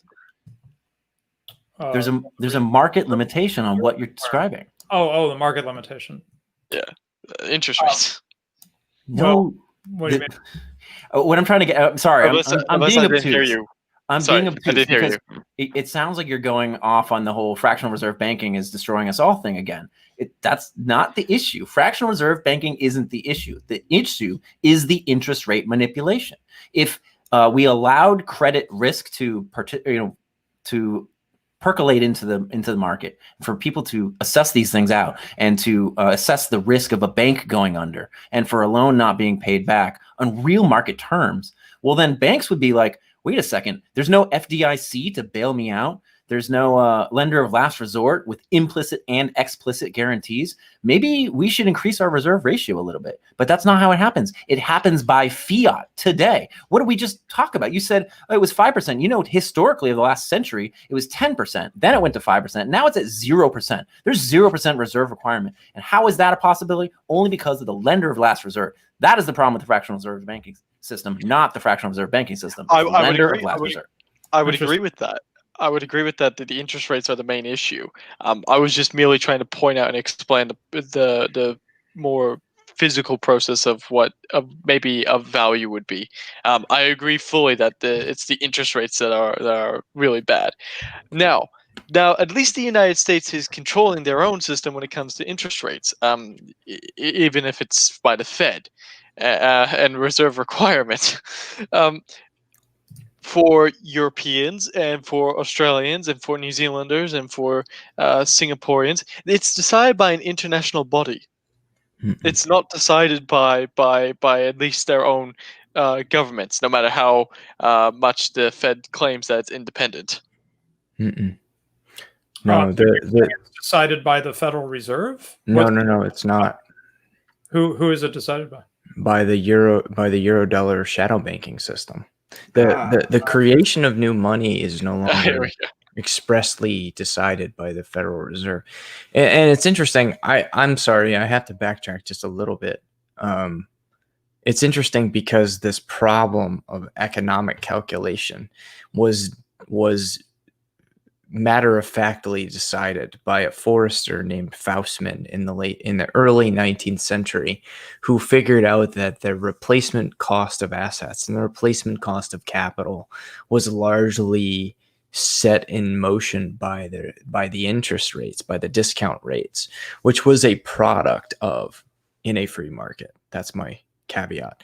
In a free market, was a product of the accumulation of capital within a society, because ordinarily the discount rate, the interest rate on the replacement cost of capital was ordinarily set by the accumulation of capital within the greater society. Faustman created a formula. He was a forester, a German forester. He created a formula that said, when the interest rate gets this low, the replacement cost of my assets, meaning that his forests could finally be chopped down because he could afford the capital to replace those assets. Because of the accumulation of capital within society, it was now worth it for him to chop down those forests that had grown to, X number of years within his formula.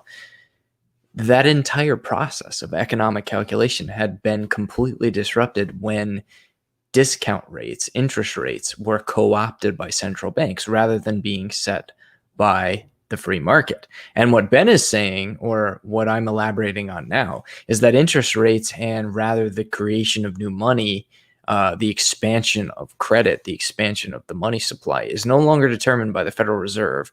And it's certainly not determined by any of members of the European Union. It's created by the shadow banking cartels within the Eurodollar system, which create money by their own volition, not so much so by central banking policy. Central banking policy does impact it to some degree, but they have much less control than the shadow banking cartels. Yeah, I remember hearing, maybe this was in the last big crisis, economic crisis of like 2008 or whatever, that they were like trying to put all this money into the system from the Federal Reserve, and the banks just were not, it just sat there. It didn't expand out into, it didn't get loaned out and cause an effect on the economy. Am I remembering this correctly? Yeah, that's True, and that is related to what he's talking about. If you want to know more about what he's trying to get at here, this actually has to do with the ledger money that I mentioned. Because which we didn't really finish. In fact, I want to do ledger money and then give you one more couple sentences on credit money, and then move to super chat. So give us a definition of ledger money. Ledger money is money that only exists in a ledger, right? I don't understand. How can that even work? So money is an accounting system, right? So if you and I, we were little kids in a small economy in a schoolyard, and we use little tokens, pick any little token, maybe Pogs, right, or marbles or something, and we use those, and what we're doing here is we're accounting for the value in that economy. That Jimmy can dig a hole for you, and Johnny can pull your bike along the street, and there's only so many resources in this little economy, and what we're using these little marbles for is to account for each of these different resources. And as Johnny learns a new skill and he can make more things, the value of those tokens, those marbles, will shift, right? And account for the increased productivity of the economy. So it doesn't actually matter that they're marbles. These guys, if they all trusted each other and none of them act badly, then they could just write this stuff down on a big board, right? And in fact, that's kind of like what the rhinestones were. They're a hybrid between a commodity money and a ledger money. But in Egypt, I think that they were inscribed on tablets to account for, this place has so many sheep, and this pyramid has so many gold. I don't know. It's really, money is an accounting system for society. If that helps a little bit, maybe. But ledger money is just another way to keep track of the tokens. It doesn't matter what the tokens are. We select different monies because of their properties that we've been talking about this entire episode. But what really matters is the accounting system itself, and that it's sound, and that it accurately reflects that each participant in the economy, their share of that pie that they have earned through contributing to that economy hasn't been diluted in some way. That's really the goal. That's why you want a sound money that doesn't change in supply. The gold's inflation is a detriment to it, but it's small enough, and that the cost of producing more, it comes to an equilibrium in the market. But really, you just want an accounting system. Okay, then I wanted to read something on credit money from Mises's book, which I put a link several minutes ago in the chat, to Theory of Money and Credit, which I've heard. I think Guido Holzmann said that a better translation of the title would be a theory of fiduciary credit, or fiduciary media. That's really what he's focused on in the book. Of course, he has to do the basics of money before he gets into that, right? To understand fiduciary media. Okay, but anyway, credit money. This being the sort of money which constitutes a claim against any physical or legal person. But these claims must not be both payable on demand and absolutely secure. If they were, there could be no difference between their value and that of the sum of money to which they referred.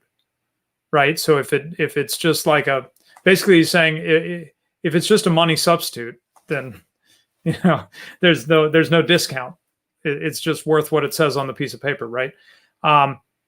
And he says they could not be subjected to an independent process of valuation on the part of those who dealt with them. So part of what credit money is, as I already kind of mentioned, right? A credit money is going to be subject to changing valuations, right? So this is where we see in my world of work, we talk about futures and stuff like that. We deal with futures and stuff. A future on something might change depending on the latest news about that thing that the future refers to, right? So similarly, a credit money, a claim on something that's payable by somebody eventually, if people's assessment of the likelihood of that thing paying out changes, then the value of this thing is going to change.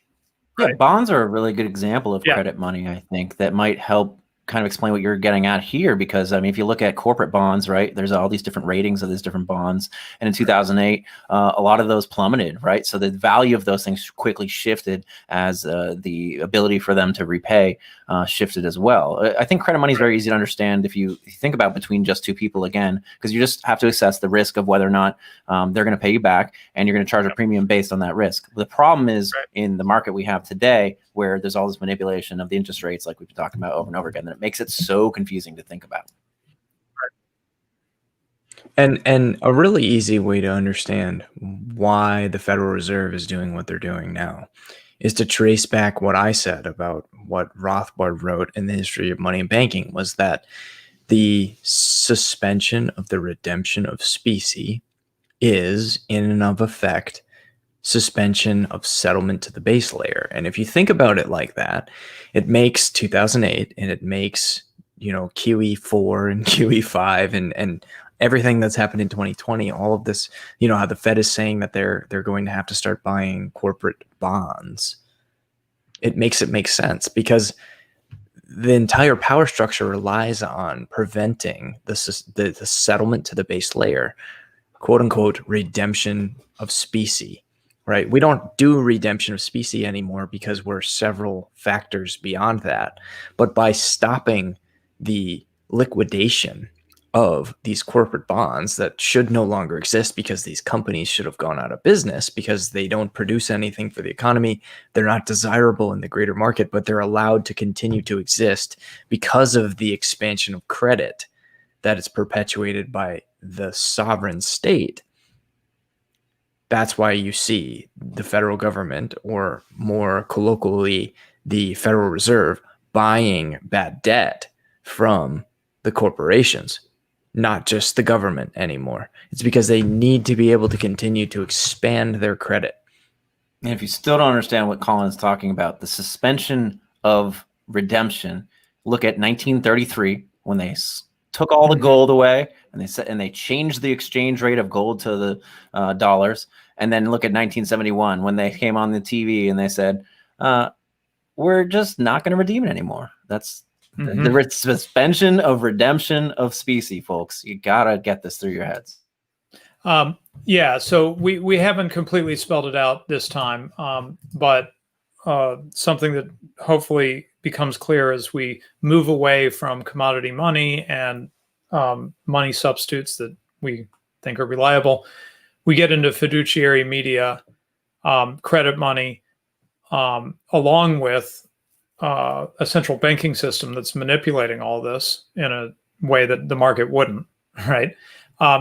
The net result of all this is the house of cards, the proverbial house of cards, right? It's a very fragile system, and sometimes I think a lot of what we see, sort of the ruling elites up to, has to do with trying to keep that house of cards from collapsing, right?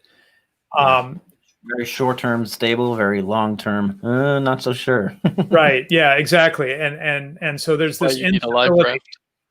There's a fragility to the system, and I don't know why everybody's so hard on why it's just pure propaganda that they're so hard on the era of the gold standard and stuff, as if things have been so stable since we introduced the Federal Reserve in the U.S. For example.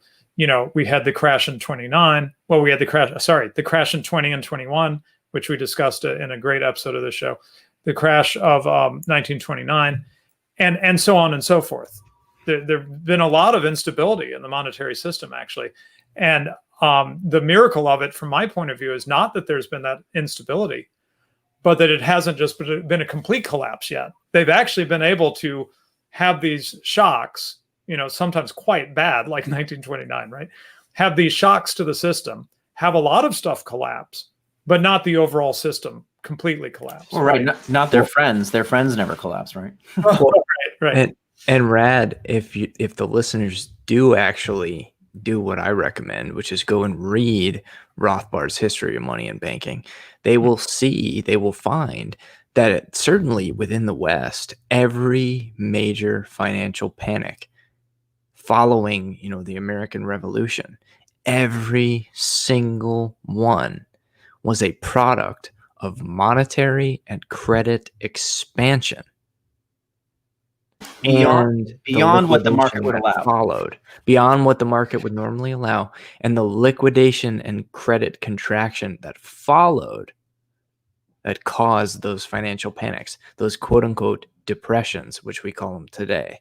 Those were all caused by central banks, national banks, and sovereign debt expansion of the money supply and of the credit supply Right. beyond what the market would normally allow. And then the government step in and suspend the settlement to the base layer, suspend the liquidation.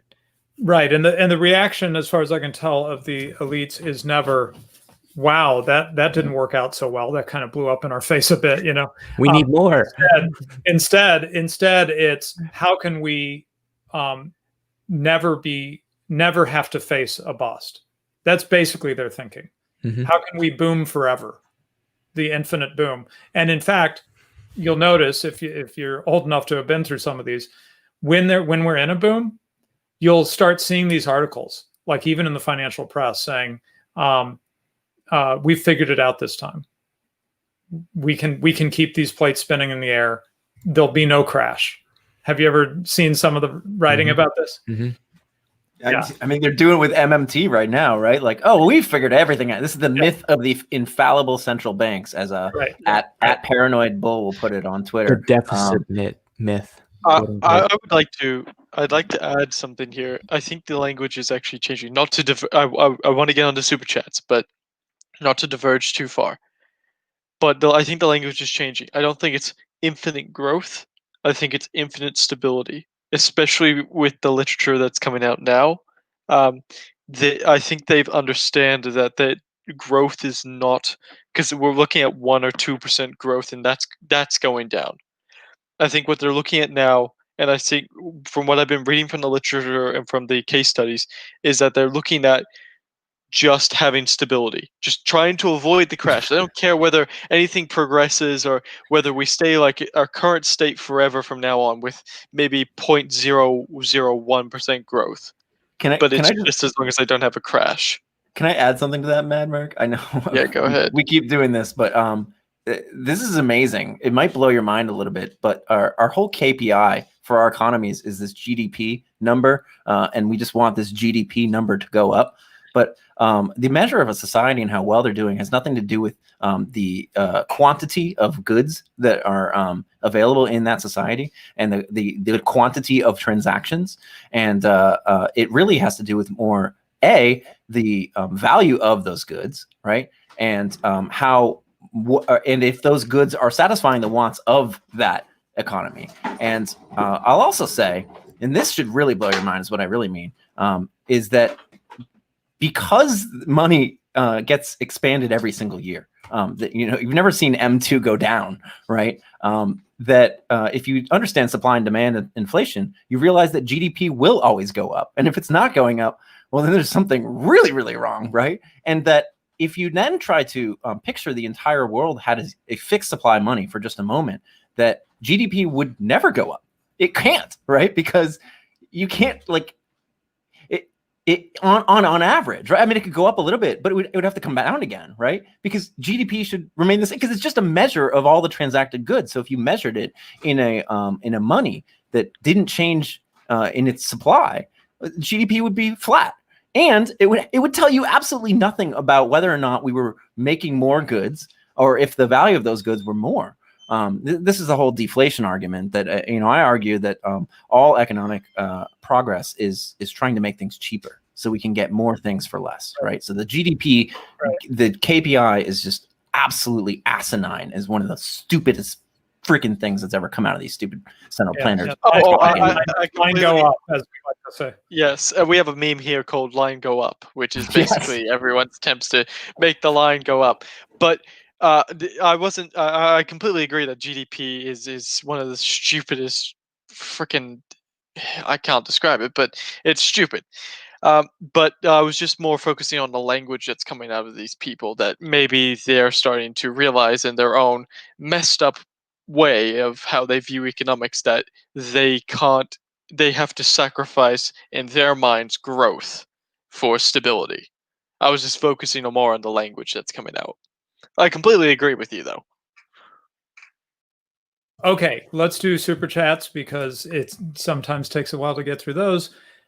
Usually not, because we don't usually get that many, but we have been blessed today with some super chats. So where were they? Here we go. Okay, so Everyone Lewis likes says- money. I mean, Yeah, right. we're gonna get that. Gotta get that spending going. Lewis says, I won't be able to watch due to the time. However, this should be an interesting topic. I'm also freely available as a guest if one is needed for a discussion on the World Economic Forum. Apart from that, good hunting. Thank you. Charlemagne, I hope everyone on and watching this stream knows what the cathedral is by now. Did I use the term the cathedral and forget to define it?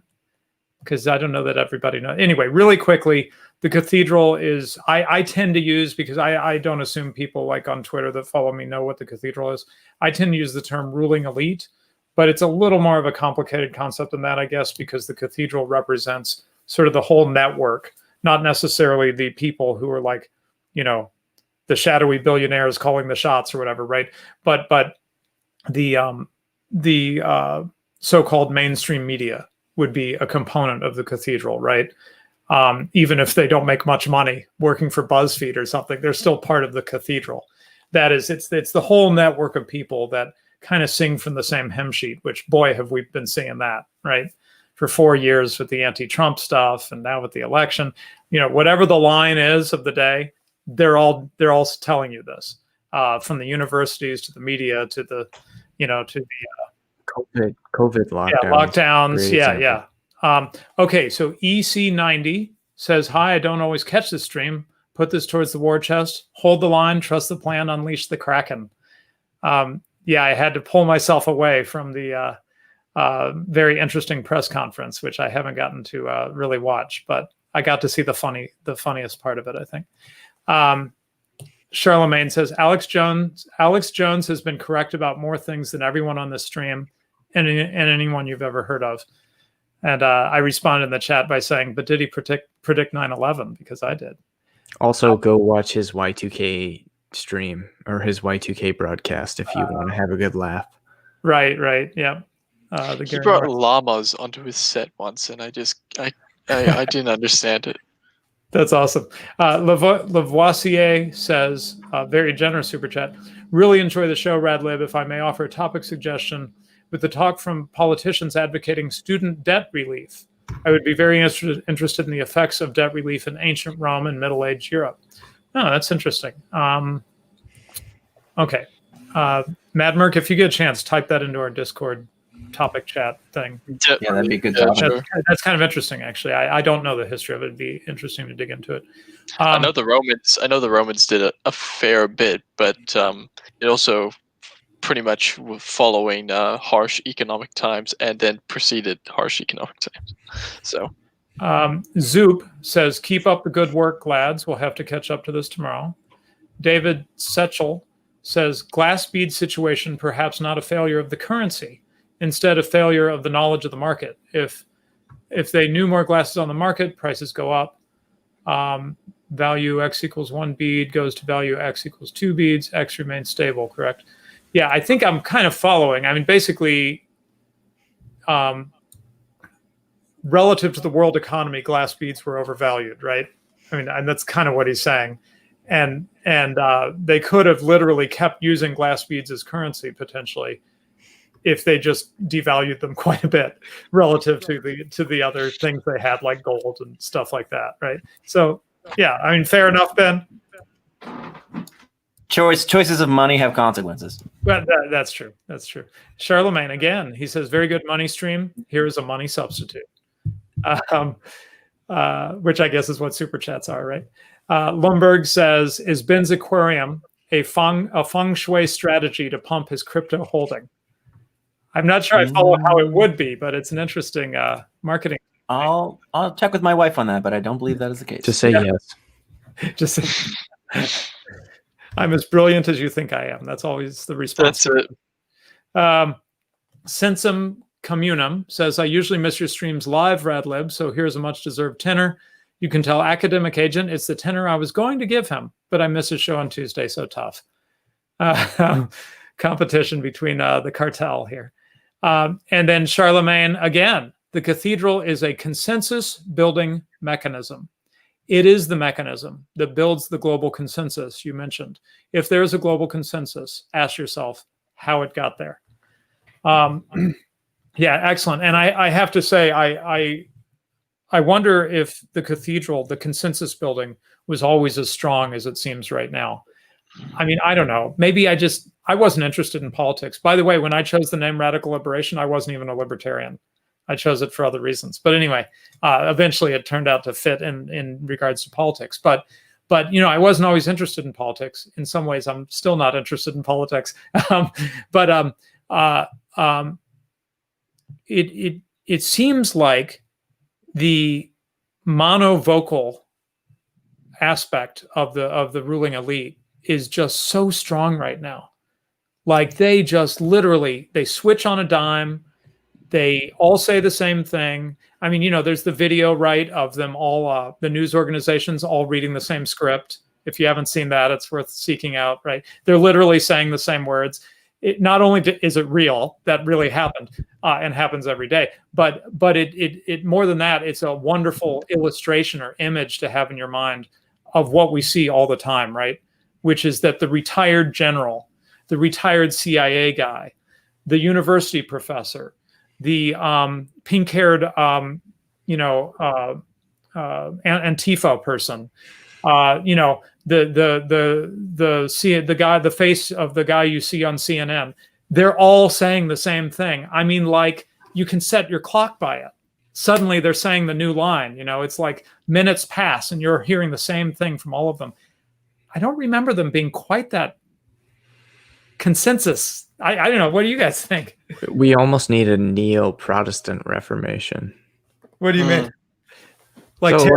Martin Luther, right? I mean, he nailed his theses to the church door and disrupted the authority of the church overnight, right? I mean, he gave the power back to the people and said, "Hey, the church doesn't have to tell you how to interpret the Word of God. We need a neo-Protestant Reformation in that the state, the media, the church, whatever it is, that's the Pope these days. That's telling you what to think. You don't have to listen to them. You can decide for yourself what is right." Right. I think a lot of people are already there, is what we're finding. They just don't have a voice on the current election stuff in the U.S. Academic Agent did a marvelous little stream, very short, where he looks at a poll asking people, basically, are they buying this whole election thing? You would be amazed at the numbers. And this is from a poll that historically, you know, they got it wrong on the election. They were way too pro-Biden in terms of what the actual results were. Even if you accept the results, they were way, way, way out there, wrong, you know, biased in one side. He says, so take these results from them, which are pretty startling, like how many people are kind of seeing through it, you know, seeing through the cathedral. Take those results and then adjust them to what the truth is, which is probably well in the direction away from the cathedral based on who these pollsters are. And it's pretty startling. And he had the great line, who are the normies at this point?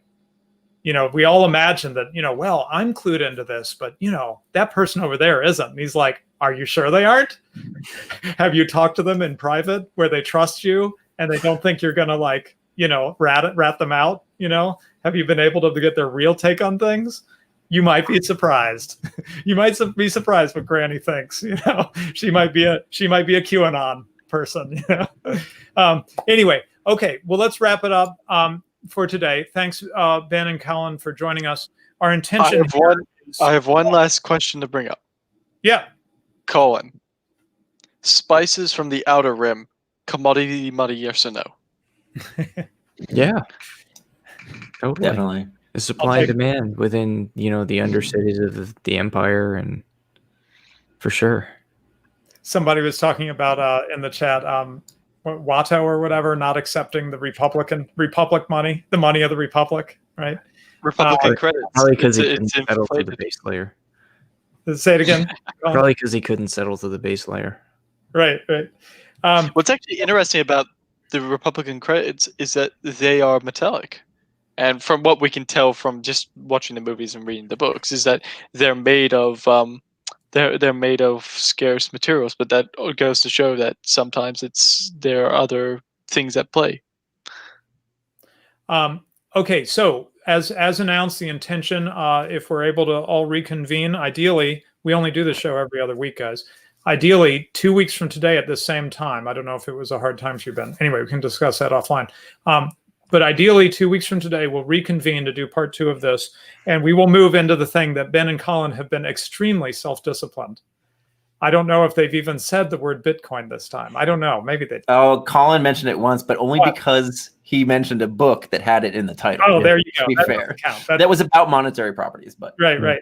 By the way, Academic Agent and I did get to meet in person a year ago, and at the event that we were at, we also hung out with Safadine. I don't know how to say his name. Safadine. Yeah. Anyway, we got to meet him and actually hang out with him socially a bit. So that He's was a cool guy. Yeah. I did enjoy him actually. Yeah. So next time we're going to go down the Bitcoin rabbit hole, is what you're Exactly. saying. So having laid down about, what is money, what are some of these various things that are maybe money-like or fraudulent money or quasi money, right? There's a lot of things that try to be money for obvious reasons, right? There's a percentage and getting something to be accepted as money. So where does Bitcoin sit in this universe, this spectrum of, is it really money? Is it sort of something tradable for money? Is it a money substitute? Anyway, we're going to try to get into that, and I gather that this is not settled territory. So I think most of what we've gone over today is, at least within our circles, sort of Austrian economic circles, say, fairly non-controversial stuff, with the caveat of Ben championing, well, not championing, but not completely condemning fractional banking. But except for that, it's pretty much what we've gone over, I think, is pretty orthodox, pretty standard stuff. As you get into Bitcoin, as far as I can tell, even the Austrians have not come down in one place on this. There's great debate. So I don't expect 100%. to solve this debate on our show, but I hope that we can get to the point where you can intelligently understand how different people are thinking about, different people who really do get economics, really get what money is, how they're coming at the way they're thinking about Bitcoin. And I think that's going to be really valuable. Also, we would like to get a practical component in this. Turns out Ben and Colin's focus is on security with Bitcoin. So this turned out to be way more complicated than we expected. But our hope is to set up a wallet or tell you how you would do that. You guys probably have done multiple podcasts on various wallets. So we don't want to spend that kind of time. But basically, someone like me who has no Bitcoin, how would I go from what's Bitcoin to I've got some Bitcoin? We'd like to at least cover a little bit of the practicalities of it, as well as as a theoretical analysis of what exactly is this thing, Bitcoin. You know why that's important, right? Because it's settlement to the base layer when you hold it yourself. Right.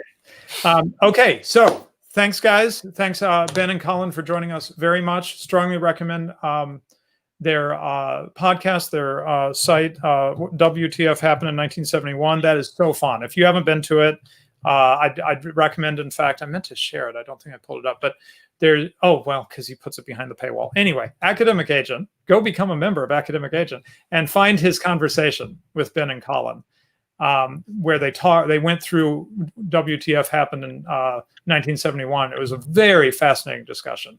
Really, really interesting stuff. And it kind of one of those things that starts making you look at sort of everything differently, everything that's going on around you in a different light, So it's really and cool.